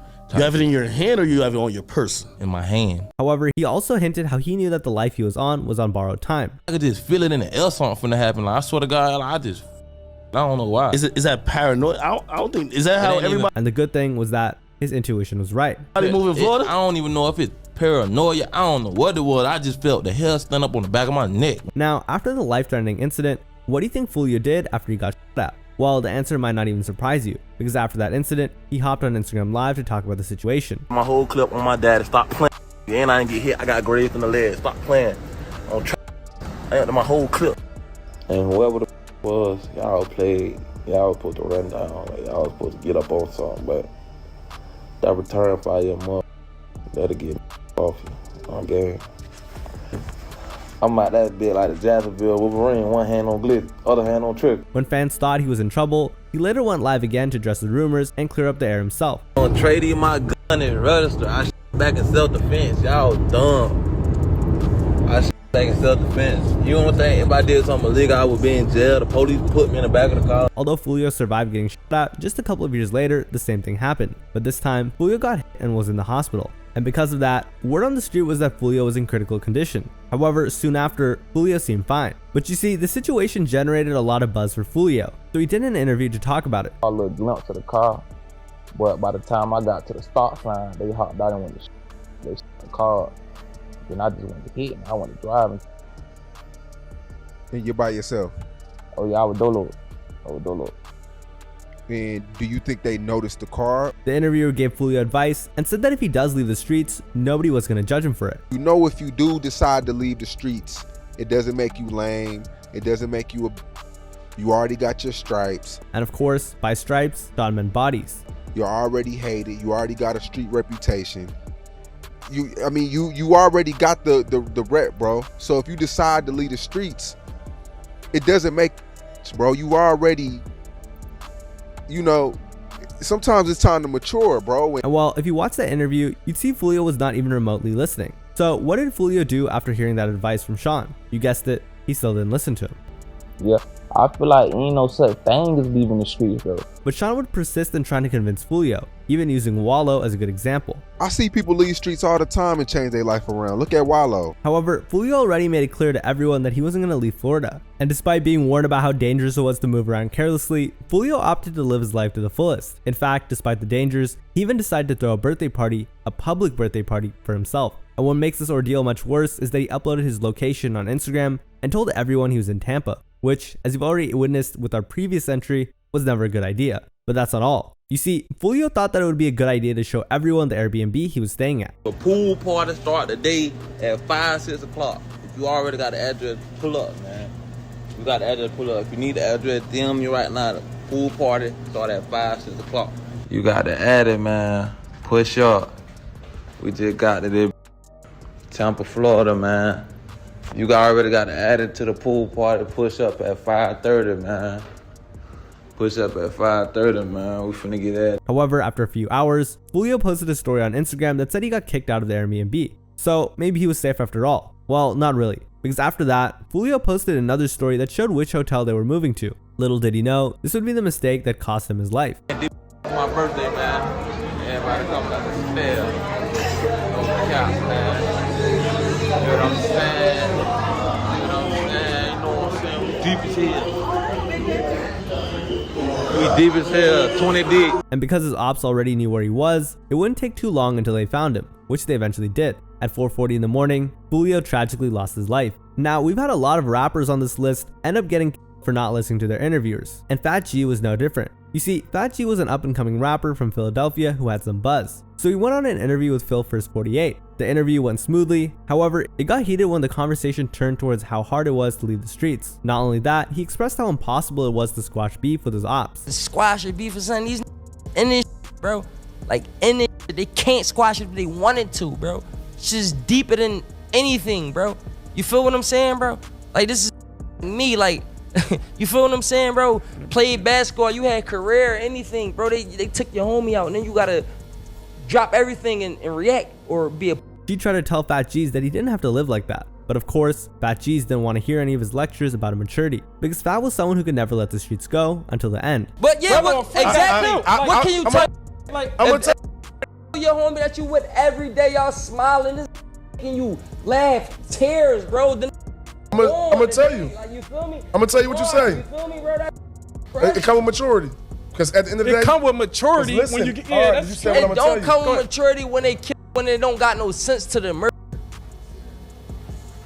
No. So if your homie dead through the door, bro, on some your homie, that don't got nothing to do with maturity, bro. When I'm 18, like certain situations don't got nothing to do with maturity, though. However, G didn't want to give up on Fat G's. He told the rapper that the streets weren't everything in life, that you could still let that way of life go. But Fat G's only seemed to get more worked up about it. When I'm 18, I'm going right back, and it don't even matter. I'm ready to die. I'm a Iron Man. I'm Superman. Yeah, no, for sure. Yeah. At 32 with a kid, that's 2 kids. You just gonna move different. You gonna still handle that. But the host wasn't finished, because he let Fat G's know what was on his mind. He told him that the killers out there have no real goal, and that there was nothing that Fat G's was gonna get from being a gangster. However, all them out of all of them, what percentage of them is doing good? We never said that. No, so then what's the real goal to be a gangster? That's because that's easy. Yeah. That's easy. But that come over time. You know how easy it is to pull a trigger. But listen, coolness don't got nothing to do with with get back. After everything the host said, Fat still didn't listen to him. And on March 17, 2024, Fat saw a car pull up to his mom's house. He went outside and tried to talk to the driver just in case. But this was his first mistake. What's wrong with you? And I knocked on his door and I asked him, who you looking for? Talking about, go ahead. He just told me to go ahead. His second mistake was when he said that he was going to flame the person's car because the driver posted up on his block. My door, I'm about to flame. Like, I'm about to flame this car right now. I don't know what's up because. However, the driver heard what Fat said about his car and probably got offended when the rapper said he would flame him. So after Fat walked up to him, the driver and Fat got into an altercation that ended in Fat G's losing his life. Huh? Bro, somebody. Bro, are you listening to what I'm saying, bro? Somebody hit my crib up, bro. You sitting in front of my crib, bro. Hit his crib up. Yo. What is wrong with him? Come on. Some cases, the fault is solely theirs, such as in the case of Lil Dump. This time though, the fault lies entirely with the interviewer. And in this infamous moment when Lil Mama went on the Breakfast Club, there was no one else to blame but Charlamagne himself. I mean, he didn't waste any time at all. Just 25 seconds into the interview, he made some horrible remarks about Lil Mama's appearance. You know, one of my nicknames for you is the voice of the young struggle face. Although Lil Mama did hold her own for a while. Nah, to be feeling this old. I got an old soul, but I feel like people tell me I look 12, 13. They tell me I'm sexy. And the bullying didn't just involve Lil Mama's appearance. No, Charlamagne took it a step further and brought up Lil Mama's, at the time, dwindling career status. Envy, am I lying? You one of the biggest DJs out of Envy. Is anybody checking for Lil Mama? Tell the truth. When the last time somebody said, yo, play a Lil Mama record in the club? And what was baffling about all of this was how Angela Yee herself, usually the voice of reason in the podcast, piled onto the bullying, even questioning Lil Mama's commitment towards her career. You said that you want to take a hiatus from music. You said that you want to move to Paris and all these different things, which leads me to believe that music is not your focus right now. And among the worst parts of the interview wasn't just about Lil Mama, but also Charlamagne. Because after all the bad things he said about her, Charlamagne even had the audacity to claim that he was the one trying to help Lil Mama, but telling the truth. Listen, I'm sitting there trying to tell her the truth. Y'all the ones who be lying to Lil Mama. Yet, during that entire interview, Charlamagne never really looked out for Lil Mama. Rather, he purposely dogged on her to get the reaction he wanted, you know, for the views and listens, and sadly, he got what he wished for. Pushed to the edge and humiliated by the people she trusted and thought that would respect her, Lil Mama couldn't help but let her emotions get the best of her. She started by talking about releasing her first piece of music at a young age, all while her mother was battling a severe illness. I'm getting back into the music now. Okay, my so music that's the will speak plan. for itself. I'm not here to say what I'm gonna do. When I was 17 years old, I put out an album while my mother was dying of cancer. Holding back tears, she shared the weight of the experience and her resolve to continue making music on her own terms. Lil Mama's voice shook as she defended her work and her family's pride in her achievements. That right there alone is a struggle. That's hard. Right. That's tough for anybody. But my music will speak for itself. My actions will speak for itself. After almost breaking into tears, the mood shifted from personal history to a more direct confrontation. She accused the show's hosts of not supporting youth while being from the community. But you're the person that's promoting that. I'm not promoting And you're that. supposed to be a person that's from my community, a hip-hop community that's supposed to support the youth that's coming out of here. I understand your character. I understand that you're here to bash people, make jokes, and be funny. She pointed out the negative influences they promote and suggested they use their platform to uplift rather than criticize. If y'all are not supporting the youth, if y'all are not supporting the young people that's coming out of this community, nobody else will support them. They follow radio, they listen to whatever y'all play. She argued that the Breakfast Club's content impacts the behavior of young listeners, influencing them to idolize superficial lifestyles. So when y'all young kids grow up to be hoes and drug dealers, it's because of you. But you listen, you have to It's be, not because you have- I'm gonna be me regardless. I'm not changing who I am because of the promotion or... However, Charlamagne considered that as an artist, her message would resonate more powerfully through her music rather than through interviews. I know, but listen, you have to say all that music, Lil Mama. That's what you're here for. That's what God put you here for. You're a rapper. You say you're the voice of the young people. Right. People don't want to hear And you I'm using talk my that. voice. They want to hear you rap that. Put that I through your get it. music. Nowadays, most people forget that rappers, artists, and celebrities are human too, and they all feel pain and struggle from emotional battles. Some rappers' most vulnerable moments can come from interviews, and one of the best examples of this is FBG Butta, who opened up about his grief and regret over losing loved ones. In an interview with No Jumper, Butta broke down as he remembered K.I., his sister, who lost her life due to Chicago's brutal gang violence on April 11th, 2014. I'd rather fight right now than be fighting for her life, gang, than be dead. Every day I wish, like, why the they ain't come lock her up, gang. Now, K.I.'s passing was pretty tragic. That day, K.I. had tweeted her location, not realizing this would give her enemies all the information they needed. As she walked with friends, a gunman confronted them, ordering bystanders to move before opening fire. K.I. would soon pass away. Butta then talked about regret and his desire to be able to talk to his sister. I'd be like, damn, I wish this was my little sister I was talking to on the phone. I'm too grateful. I wish this was Kyra. I wish I was laughing with my sister I wish I was sending my sister this money. Yeah. He wished to have had that connection with his sister still, as it obviously still haunts him to this day. I wish I was sending my sister these pictures of me at these interviews on these platforms. I wish I was showing Kyra this. Oh, too good. That hurt my soul. But it added that many people think that they don't feel pain because of their tough image. And a lot of people don't understand that because a lot of time everybody think a lot of be facade. A lot of people don't even go through shit. On Tuka, for a lot of people rushing themselves into a lifestyle. In this moment of the interview, you can clearly see the grief of losing a sister, and the guilt he felt linger with Butter to this day. For every day for on car, for I wish I wouldn't even, I wouldn't even part of a lot of this shit, shorty. I wish I wouldn't even felt half of this heartache for on Tuka. This shit is so bad. However, Butter's pain wasn't just about the past, but also about the weight it places on the present. He talked about feeling the need to stay strong for his young daughter. With my daughter, if I be looking at my daughter, be like, I be weak in front of my baby for. That's why I don't be crying and interview. I don't do a lot of on interviews for, because I be watching for. On Tuka, if I gotta be strong for her. But losing KI wasn't the only tragedy for Butter. He also mourned the loss of FPG Duck, another friend lost to violence. Duck's passing followed the release of a diss track to his ops, ultimately making him a target. He was killed in broad daylight, and the trauma from losing both KI and Duck weighed heavily on Butter, pushing him to question how much pain one person can take. But every day I be like, damn, if Duck was here, I wish it was me. He talked about how he'd rather see his sister and his friends in jail rather than being deceased. Damn, I wish them in jail though. I'd rather be sending them money right now for. I'd rather be spending time with their kids and like do a prison or something.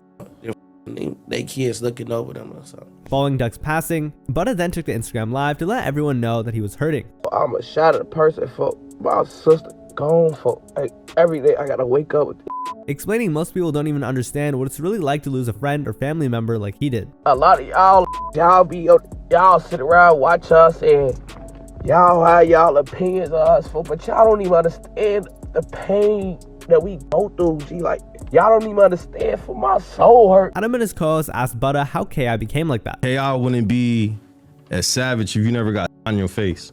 Fact. What do you mean by that? You see the pain I'm going through, bro. If you was going through this shit I'm going through, Adam, if you felt this pain right now, you could do it too. He flipped the question back to Adam. How did Adam go, you got all that money, Adam? How did you just go do that, Adam? Why would you go do that, Adam? He also talked about how it could have been the other way around. It's like if she would have got popped, boy, I would have did the same thing. What? I would have wanted to sleep every day until she got better and wanted to sleep herself. Afterwards, he continued to express his regret and said that he had trouble falling asleep. Do you sleep at night? Nah, not for real. It'd be hard to sleep at night. But Butter wasn't the only person to witness his friend pass in front of his eyes, because on November 1st of 2022, a tragic night unfolded for Migos fans everywhere. Quavo and Takeoff were at a Houston bowling alley shooting dice together when an argument turned into a violent scene. That night, as tensions flared up, things turned sour as shots were fired, and Takeoff was accidentally caught in the crossfire, despite his attempts of staying safely at the sidelines. Right there on the scene, in a heartbreaking moment, Quavo made a 911 call, desperately asking how he could save Takeoff. In a leaked recording, it revealed how frantic things were, capturing the raw reality of the aftermath.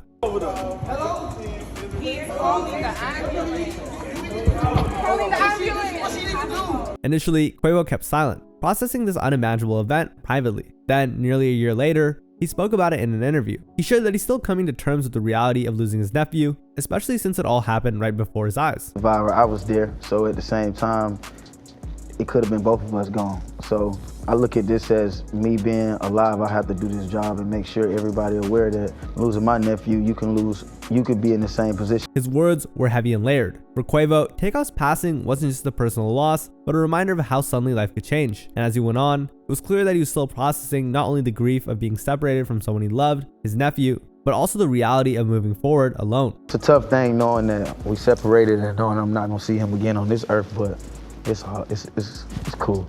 And it wasn't only Quavo who felt the weight of Takeoff's passing. Offset, the former third member of the Migos, also expressed his grief at the situation. Just before Takeoff's funeral, he took to Instagram and said this: "The pain you have left me with is unbearable. My heart is shattered and I have so many things to say, but I can't find the words. I've been going to sleep and waking up hoping that it's all a dream, but it's a reality, and reality feels like a nightmare." At the funeral, Offset's emotions overflowed as he paid tribute to Takeoff, honoring him as the originator. Okay, take the originator. He the originator of that quote. He changed the music.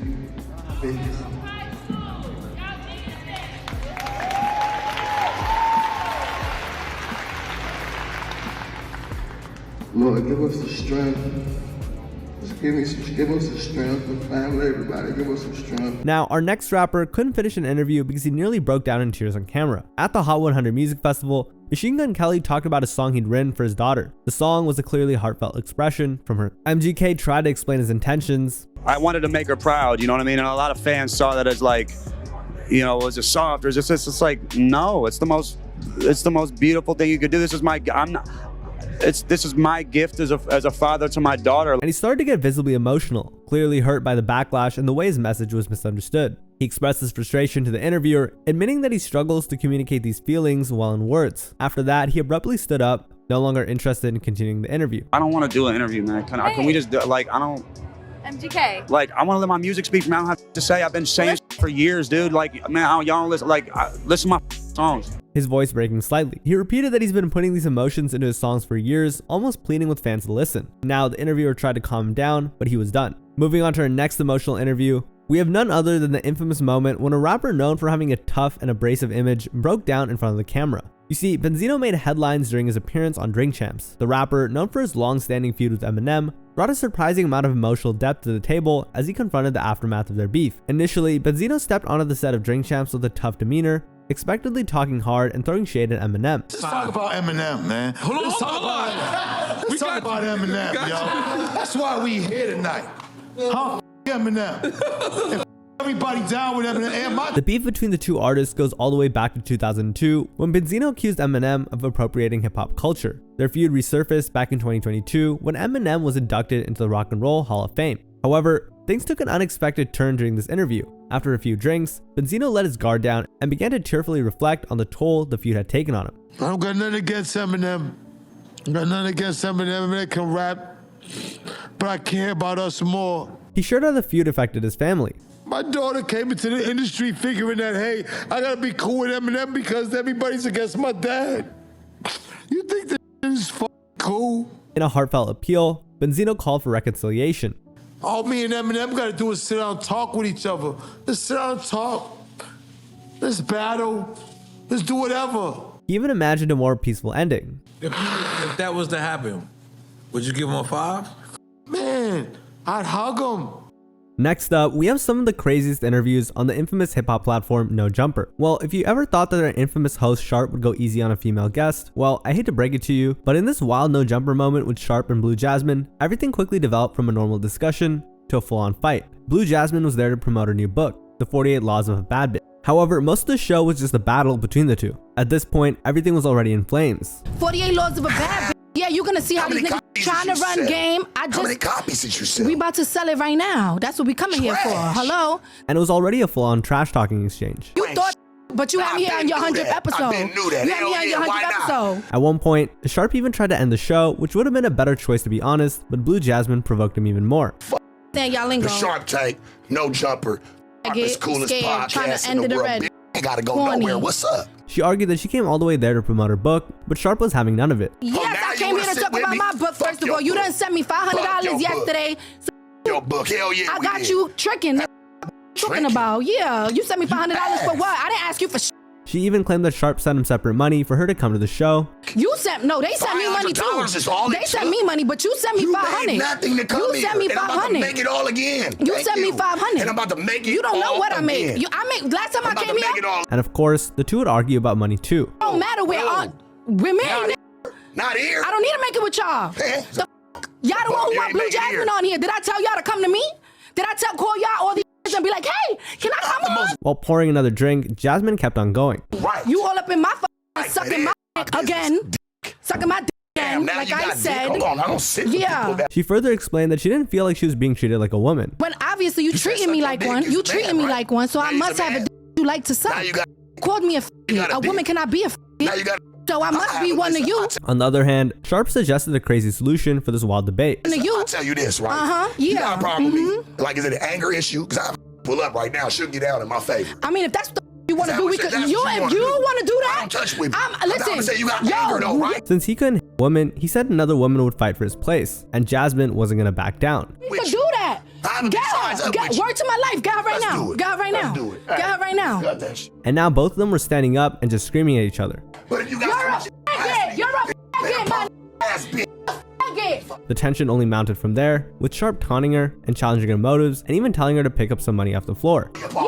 Yeah. Pick some money up off the I floor. never pick it up. Some money up off the floor. The energy was raw, with the two throwing insults back and forth, each trying to assert dominance. Yeah. Can you have me, please, sir? Yeah, pick that shit off. No, he ain't picking That's up nothing. mine. You gotta pick Please, it up, thank huh? you. No Jumper's reputation for confrontational, unpredictable conversations, especially when personalities like Sharp and Blue Jasmine collided. Crying. Are you stupid? Who? Crying. Of course, this interview ultimately ended in a break. Now, while the previous interview was relatively civil, the same definitely cannot be said for the next one. When 16 came on No Jumper and spoke directly with Flacco, things got heated between the two of them. But let's set the stage for a bit. See, 16 was beefing with bandman Kevo at the time because he accused him of being a snitch. Flacco interviewed Kevo's manager a few weeks before this, who called 16 a clout chaser. Now that we got that out of the way, just to make sure things wouldn't go haywire during this interview, Adam even had AD mediate the interview, which Flacco thought they wouldn't need. Now, Adam, I think like texted me, right, a few days ago, and he said, yo, listen, you're gonna sit down with 16 and we need somebody to mediate. I first say, yo, listen, like we don't need like a mediator, right? Like I say, yo, listen, man, bro, right? Like, yo, like we're both grown men, right? Like, but Adam said he needed big AD to be here, so AD is here, man. So, and as it turns out, AD was right, and Flacco was absolutely wrong. But we'll get to that later. During the hour-long interview, Flacco didn't apologize for calling the 16-year-old a clout chaser. In fact, he kept doubling down on it by constantly calling him that. 16, on the other hand, made very sound arguments about how he wasn't clout chasing. He merely brought Kevo in to give him a chance to defend himself. Bro, you keep talking about you brought him on it, right, with the purpose to like expose Bandman Kevo, right? The purpose was to get the story out and see if it's true or not. I even offered Bandman Kevo a chance to talk. So it brought him on right with the what? Like what's like but the sole purpose of it too? They reached out to me. And you accepted. And what was the sole purpose of you accepting that like interview? Because I knew it was a story. I knew it was a story that people was gonna pay attention to. And people talking about it, people want to know what's happening. Flacco's main argument here was that he thought 16 was a clout chaser because he brought on someone with the sole purpose of finding out whether they were a rat or not, which is very ironic given that he works at No Jumper, a podcast notorious for bringing up controversial aspects about an artist's life. 16 didn't budge though. He knew he didn't do anything wrong. However, this still didn't stop the terrible interview from escalating. Mind you, this was an hour-long interview, and Flacco stood his ground on 16 being a clout chaser. He also kept bringing up things that 16 didn't really do, and accused him of things that had been resolved. Bro, you're a fraud, my nigga. Bro, this bro, listen, right? Do you not realize people gonna see this? Yes, bro. You a fraud by that, right? Like, do you know I don't gotta argue with you about this shit? I don't. Bro, listen. Unless y'all delete this off the, like. No, that ain't happening. Throughout the interview, 16 was also able to clear any allegations that Flacco and Kevo threw against him. However, it seemed that no matter how much 16 corrected him, Flacco just wouldn't let his beliefs go. It was almost like he believed everything Kevo told him about 16 without even fact-checking things. He's scamming y'all. That's false. He's scamming you right now. He scammed your brain. How though? How though? In the head. How though? Like, what's wrong with you? How Because I don't know if you. I caught you capping it down, bro. On the other hand, when 16 asked if Kevo had cleared up his name, Flacco couldn't give him a straight answer. You said you put him on there to clear my name. I mean, clear his name. What did he clear? I don't know. Nothing.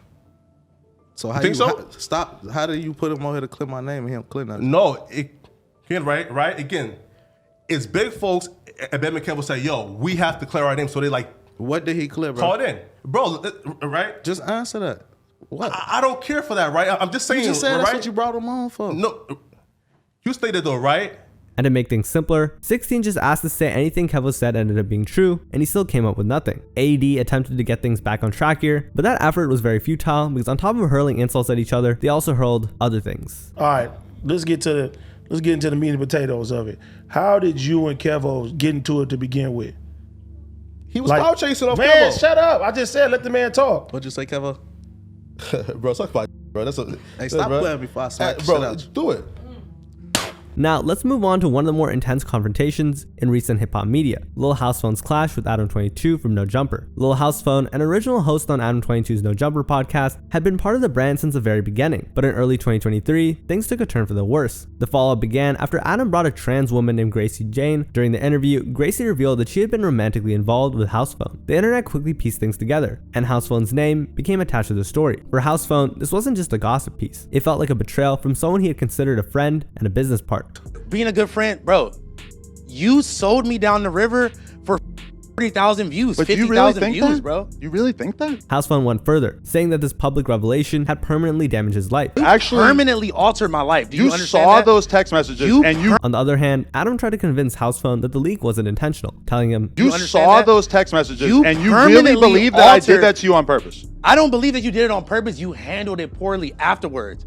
However, house phone wasn't convinced, and for him, the damage was done. You didn't hear the sincerity in my voice. You didn't hear the worrisomeness in my voice. I did, and that's why I told them to delete it. But house phone argued that Adam should have deleted the whole interview. Would have deleted the whole interview, Adam. I mean, in retrospect, yes, I wish we did that. It's all I wish afterwards. Well, I can't predict the future, dude. And he even revealed that his family had to reach out in concern for his well-being after the leak. He had to call me because my other family members was worried that I was gonna commit suicide. You're a bro. I don't give a The lack of genuine support visibly hurt house phone, and this became even more evident when house phone brought up Adam's apology. He felt that Adam treated the situation dismissively in public, almost trivializing the loss of house phone's mother. Then let's move forward to that apology you gave when you're on the news. You're talking about, yeah, he's been going through the mom, he's been going through the hell. You're talking about the person that raised me, that birthed me, my best friend that died. Adam quickly countered by pointing out that he had covered the funeral expenses for house phone's mom. Are you actually acting like I have some kind of disrespect for your mom when I paid for the funeral as soon as it happened just because? But that wasn't the point. In house phone's view, the issue wasn't about money, it was about respect. And at that point, house phone had had enough. Just because. Come on, bro. Not here, bro. Not here. However, this wasn't the first time Adam's remarks had crossed the line with house phone. Months earlier, Adam made a joke about house phone's mother. In the segment, house phone was trying to open up about his childhood. He was around when I was like little until like elementary school. That's when him and my mom broke up. But like, I'm gonna just be completely honest here right now. Unfortunately, this included a story about his father mistreated his mom in the past. He beat my mom one time, and I saw it with my own eyes, and he literally almost killed her. I know, right? I know, actually. Your uncle gonna be like, you know this guy in a little house phone with no jumper? That's my nephew. That is your son. He shared a painful memory of witnessing his father, his mother, and in that moment, Adam demeaned the situation by turning the story into a joke, even calling her a derogatory term. And I ain't seen him since he was 4. Yeah, for real. It was what it was. Hey, relax, bro. Hey, not for real. See, it's sensitive. Out of pocket, bro. Not long after this clash, house phone decided to step away from No Jumper. Now, in one of the wildest exchanges on No Jumper, things took a bit of a turn when Adam 22 and Famous Richard got into it over Adam's wife, Lena. And what started the tension quickly was when Richard brought up Lena. Say she got stressed out on King David. I mean, hey, yeah, you seen it, right? That's a real weapon. Oh, my homies opening her up, sweaty. That was crazy. Oh, Benny. Bro. I ain't gonna lie. Adam might be open about his relationship, but he still advised Famous Richard not to cross over a line when it came to talking about his wife. You gotta chill. We got a track record in here. What you mean? We people up in this room. However, Famous Richard wasn't one to back out of a fight. My homies, I'm with all that on King David. I'm with all that. Shit. Oh my God, what just happened? To show that the No Jumper crew wasn't one to be messed with, they showed proof of an instance that he had someone up on set. That's just in the wall of fame, huh? We left it up as a sacrifice. Okay, Wall of fame. You had to, you know? I fuck with that. But just when things were about to calm down, Adam would double down. You'd be pack number 2. Stop tweaking with me, gang. And in just seconds, both of them squared up, acting like they were about to fight. You can see that Adam was full on trolling, but for a moment, Famous Richard looked serious. Smoking up to You ain't even gone yet, we already smoking on you. Oh my, stop tweaking with me, gang. Stop tweaking with me, fuck. Stop tweaking with me, gang. On the other hand, the co-host was just having the time of his life, laughing. However, for a moment, it really looked like things might actually escalate to physical confrontation. Why you tweaking with me, gang? Stop tweaking with me, gang, before I do that to you, gang.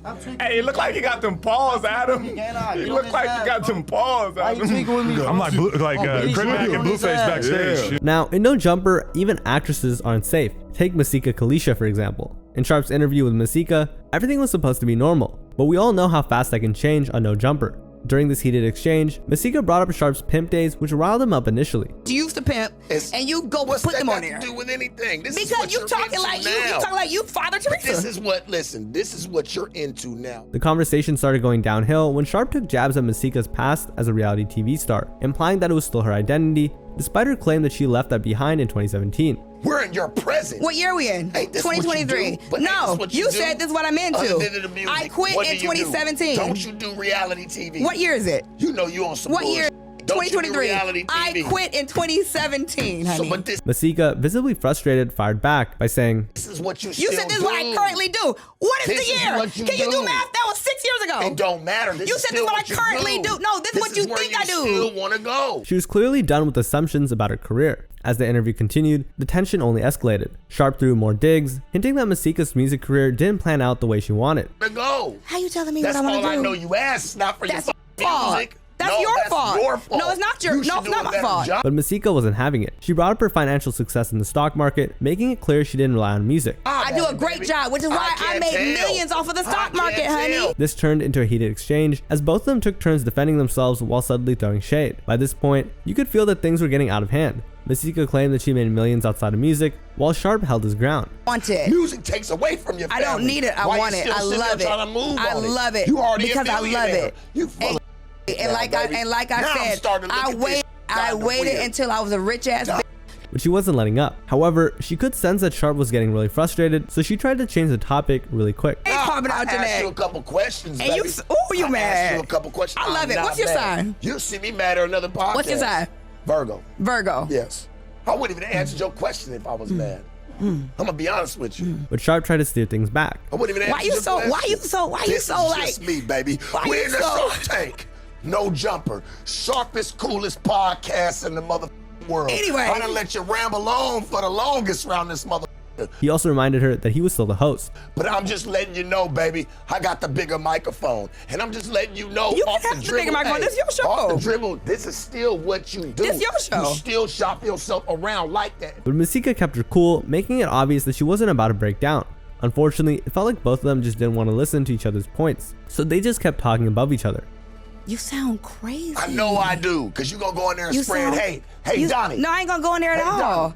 I ain't gonna go in there at all. Check this That's out, why they have a motherfucker. VIP The Shark section Tank. with VIP No ropes. jumper. All of this became a very messy argument, but finally, Sharp had enough and decided to leave the show. I'm not going. I'm not doing it. I'm not jumping in the crowd. I'm not jumping on the stage for the reason. And just like that, he walked out, leaving Masika behind while she was still arguing her case. Hey, you so mad. Listen, you can get in that motherfucking camera all you motherfucking want. I said what the I said.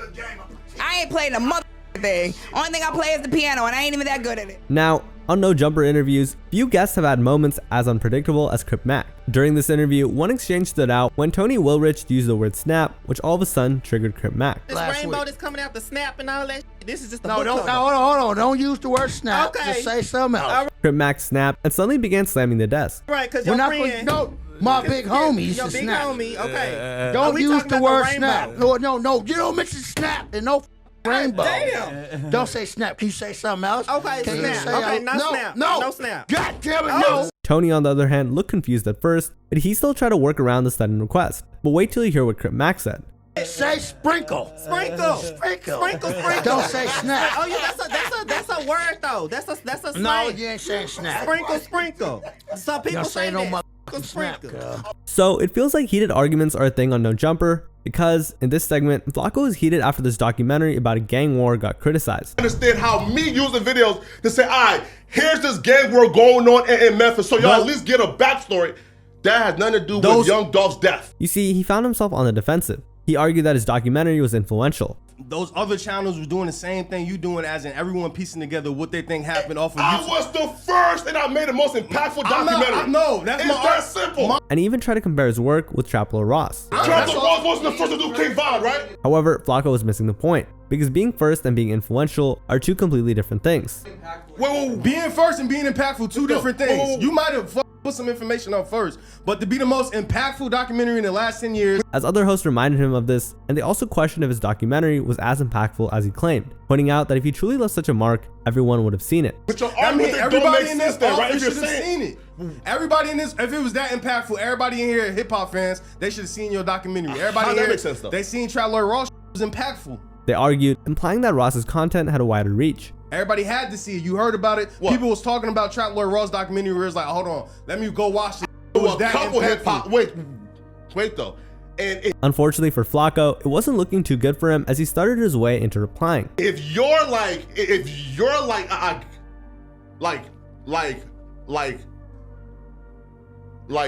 argument, right, is that Finally building his thought, he added, every hip hop fan has to see your documentary. I'm not saying every hip hop fan. No, you said though. Well, I'm saying this like, is no joke. we're literally, I don't give a where we at. We're all every hip hop fan gotta see it. As they shouted against each other, Sharp tried to chime in to calm things down a little bit. How everybody here not seeing your podcast for it to be that He's not rapping. Is it everybody or some people? Chill that out some, Church. Come on, we right here with you, man. No, regardless where you're coming from, but Sharp added that Flacco was acting like a hypocrite when he said that he didn't care about criticism but was getting heated at the same time. I feel like you act like I don't give a f. You ain't no jumper. Better keep that cool. So wait, no, I don't. You said everybody gotta see it, right? Is it everybody ain't no jumper? Or everything spiraled from there as Flacco kept repeating himself with his argument. All I'm saying is everybody has no jumper or everybody. This is a hip hop based platform. Had no jumper or everybody gotta see it. This is a hip hop based platform. Now, in this next one, Brick Baby got furious when he talked about his beef with DJ Academics. These two had been beefing for a while now, but in a segment of No Jumper, Brick Baby went off. And he didn't hold back when he called out DJ Academics in an interview. He started with a warning, saying, "Hey, I'm a certified stepper, bitch. Watch your motherfucking mouth before you talk about me, nigga. On the dead homies. Nigga. Yeah. Well, like certified, bro. On the dead homies." He added that Academics was someone who rarely showed up when it came to confrontation. Like, don't play, cuz on 6 sit on the couch and really have pressure on your ass. Yeah, you wouldn't even know where it came from. And he claimed that Academics wouldn't even know how to handle real pressure if they were face to face. At the end of the day, you don't pop out or nothing like that. It is what it is. I said I apologize, but you going in here talking about a failed crib. Check my resume. There was no mistaking his tone. Brick Baby was serious and was backed by the reputation he claimed to have. Dead homies. You might be paying it for Miami. Keep talking. And if you think that these threats would calm things down, wait till you hear what DJ Academics said to this. You see, Academics didn't hold back either, because as soon as he started the video, he started going off. I think that little Brick Baby said, Ak, if you was living in the West Coast, you'd be paying my rent. He even addressed things Brick Baby said to him. Yo, Brick Baby. I don't get extorted, man. I don't know what type of shit you're talking about, but before you think I'd pay your rent, I'm a law-abiding citizen, but before you think I'd ever pay your rent. To make things even crazier, Academics would try to bring up Brick's dead homies. I get your own homies, I paid them to knock you off. Stop playing. No endorse me, man. Stop it. You're a bum-ass gangbanger who gonna do what you gonna do. He added that it would only take $300,000 for his friends to switch up on him. Stop acting like you I'm telling you, your own homies, I get them a $300,000, you be gone. Stop playing. Talking about I'll be paying your rent. Stupid. But that wasn't even the craziest part, because Academics would take it a step further. You up at No Jumping, working like a keep doing that. Stop fucking playing with me. And would also remind Brick that he's a podcaster, not a gangbanger. All that gangster you talking, we ain't trying to hit. You a content creator right now. Stop it. I'm talking about like you some big bad. Now, another one of the craziest moments on No Jumper was when Famous Richard nearly got himself thrown out mid-conversation. So what exactly went down? Well, it started to get heated when Famous Richard felt like Adam was disrespecting Chicago. Adam started off by saying, "See, the problem is that most of these Chicago guys, they've never been on an airplane, and they're probably never going to be on an airplane, and if you were to go into their bank account..." And Famous Richard wasn't going to let the disrespect slide. Stupid goofy. You find like $40. Where's you from? I'm from motherfucking New Hampshire. New Hampshire. Yeah, what you talking about? New Hampshire. It wasn't long before the room's vibe shifted. Not surprisingly, Adam's comments didn't sit well with Famous Richard, as his stance began to change, and suddenly, it felt like he was in battle mode. New Hampshire. Wherever the f you're from. My homies, don't get up like that on BD. Don't do that. Don't do that, shorty. You made me nervous on the gas. Don't do that. Listen, there's a reason why I got my security right here. You know? Luckily for Adam, not only was his security right beside him, but also his friend Crip Mac, who would soon intervene. I would never let you beat cuz up. The security just came up in here. He felt the vibes. Famous Richard, on the other hand, was not convinced. You say you ain't gonna do what? Which made Crip Mac double down. Ain't never gonna let cuz get beat up in here. On fight Crip. Right, on bees. Cause I'll tee this bitch up on King Day. Do it. Come on. I'm not seeing it. However, it felt like Richard wasn't really afraid. And soon enough, Richard and Crip Mac were now in a standoff. I'll tee this bitch up. Richard, on bees. Do it. I'll tee this tough. Hey, You hey, ain't gonna Adam. beat up on Cub. On fight crib. You gonna save him? That's my best friend. That's my bestie. Security had to step in when famous Richard tried to take a swing at Adam. That's my bestie. Check it out. We're not doing that here. We're not doing that here. What you mean, gang? We're not doing that here. You're not doing well. All right, yeah. Just sit down, relax. And in a final effort to calm things down, Adam said this. Everybody, we can finish the podcast out. I'll touch you, homie. We can finish the podcast out. Tweaking bad back though, BD. We're not doing that, You, all right, I'm saying bad back though. We're not doing that. Doing what? We're not doing that. At this point, Richard was now arguing with Adam's security. For Richard, he didn't want someone to get close to him, but for the security, he was just doing what he was there for. We're having a good time. We're having a good time, Richard. Come on, everyone's having a good time. All good. We gonna do the interview, but I'm saying though, you get up close though. Don't make me nervous, gang. Doing my job, homie. All right, on King Day, and I'm doing me. Famous Richard was clearly on edge, pacing, and still making the room uneasy. Ultimately, things would calm down, and Richard would explain why he got triggered so fast. You're in California. I know I'm in Cali. I'm saying now this is me. You not gonna punch on Cook. Nah, this Cook, he tweaking. He gotta watch what he talking about. What did I say? You just be tweaking, gang, even from last time, gang. So at least they continued the interview. Now, in a moment that had everyone talking, Adam decided to publicly call out his co-host T-Rel. This wasn't a casual jab though. You see, at first, everything was just about the viewers. Comparing the views on the premiere, the viewers on the premiere, which we had maybe 4,500 watching Crit Mac, and then on their stream, they had 6,500. Motherfucker, who cares? And he claimed that it didn't matter. Already the Crit Mac interview has more views than your stream from last night. And again, each clip had already been premiered on the channel. Now, here's where Adam gets heated.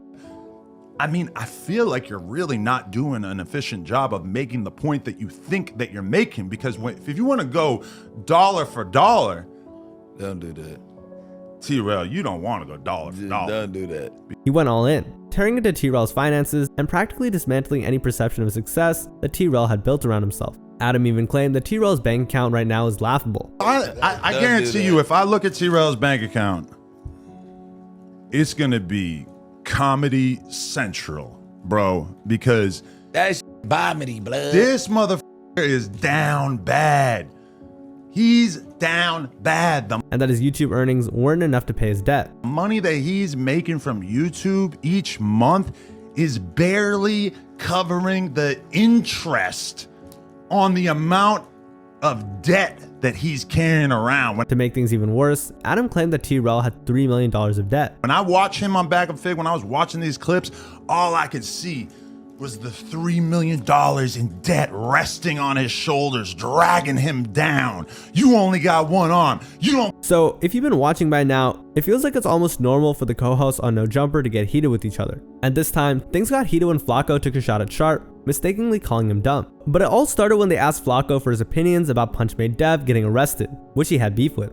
Yeah. So we wanted to ask you, we wanted to wait for Brick too, but how do you feel about the whole Punchmade Dev getting arrested?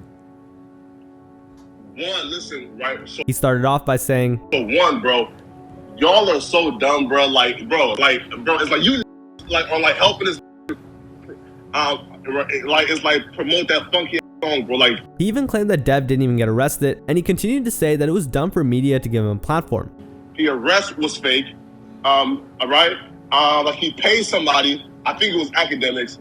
He paid Academics to do an ad where it says and he dissed everyone who kept promoting Dev's new song. Punchmade Dev was arrested after he promoted, and after he dropped his song Scam Brothers, right? Or some bullshit like that, right? Now, because I posted it.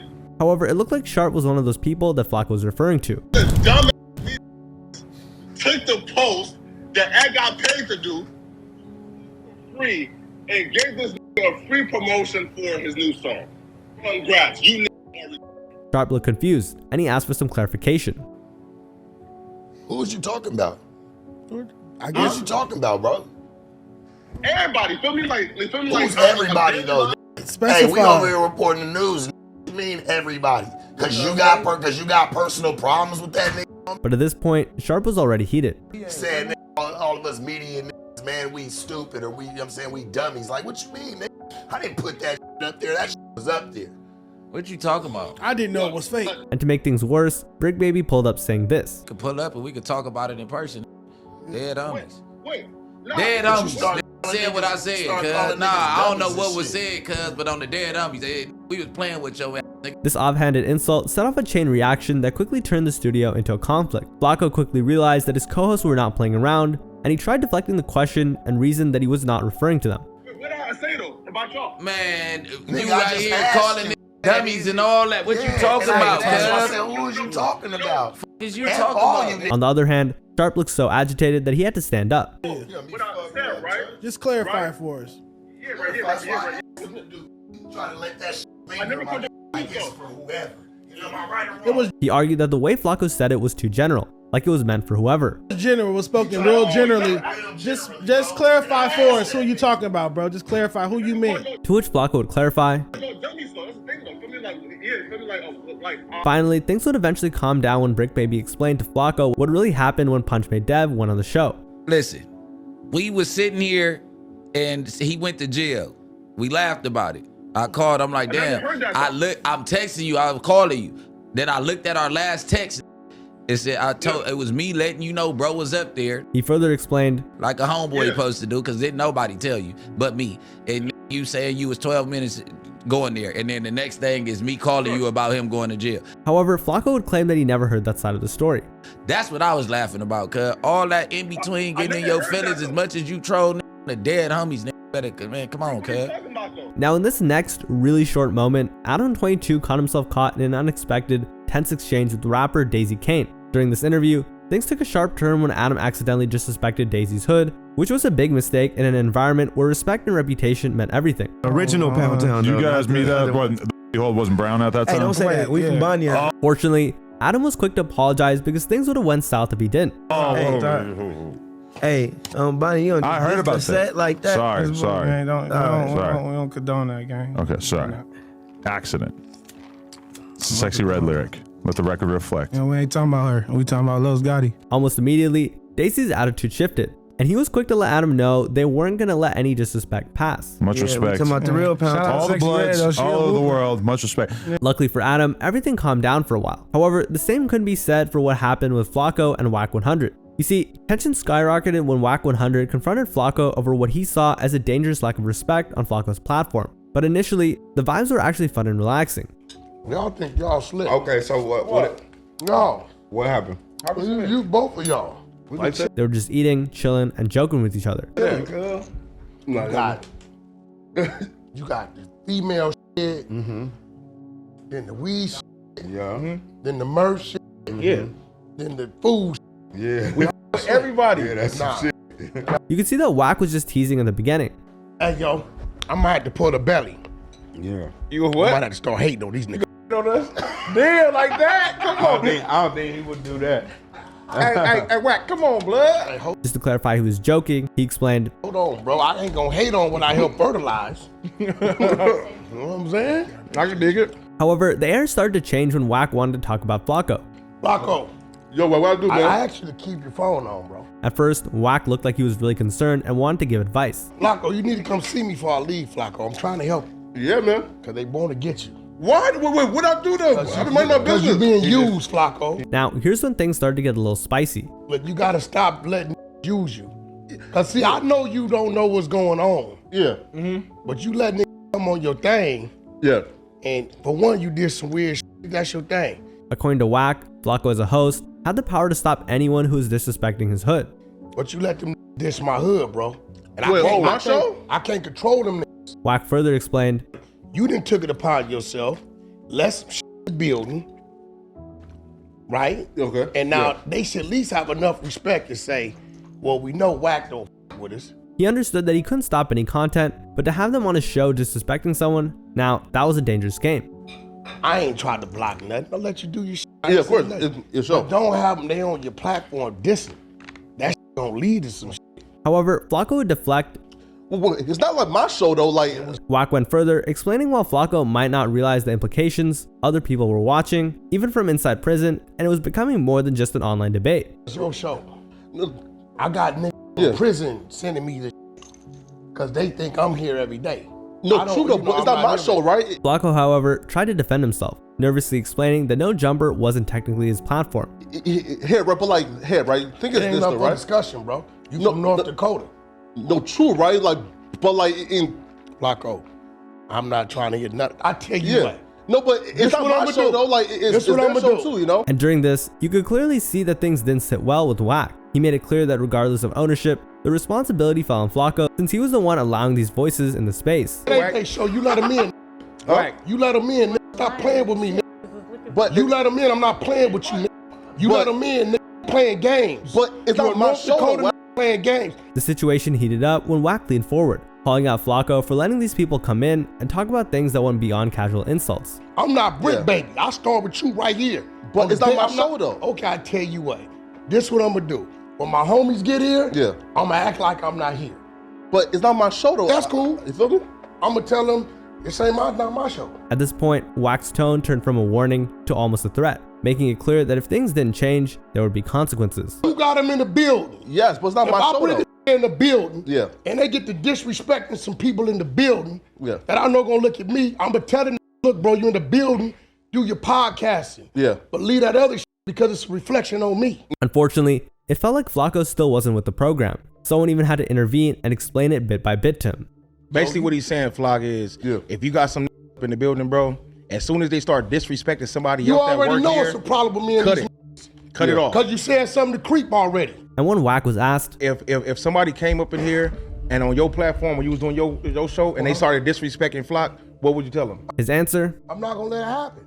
That's showing respect. But after the endless explanations thrown at him, Flacco would still return to his argument, which was the final straw. Wack had enough and began charging at Flacco. Fortunately for him, he was held back. Wait, but like, hey, but like, No Jumper is not my platform, it's Adam's platform, right? And the show itself. Hey, listen. Hold on. What up? At this point, the camera was cut, but you can clearly hear the heated exchange. Just played me talking about some boy. As the camera returns, you can see Wack being dragged out of the room. Boy, let me holler at you. And the perfect way to sum it all up, and someone even explained it perfectly. That got real serious, real fast.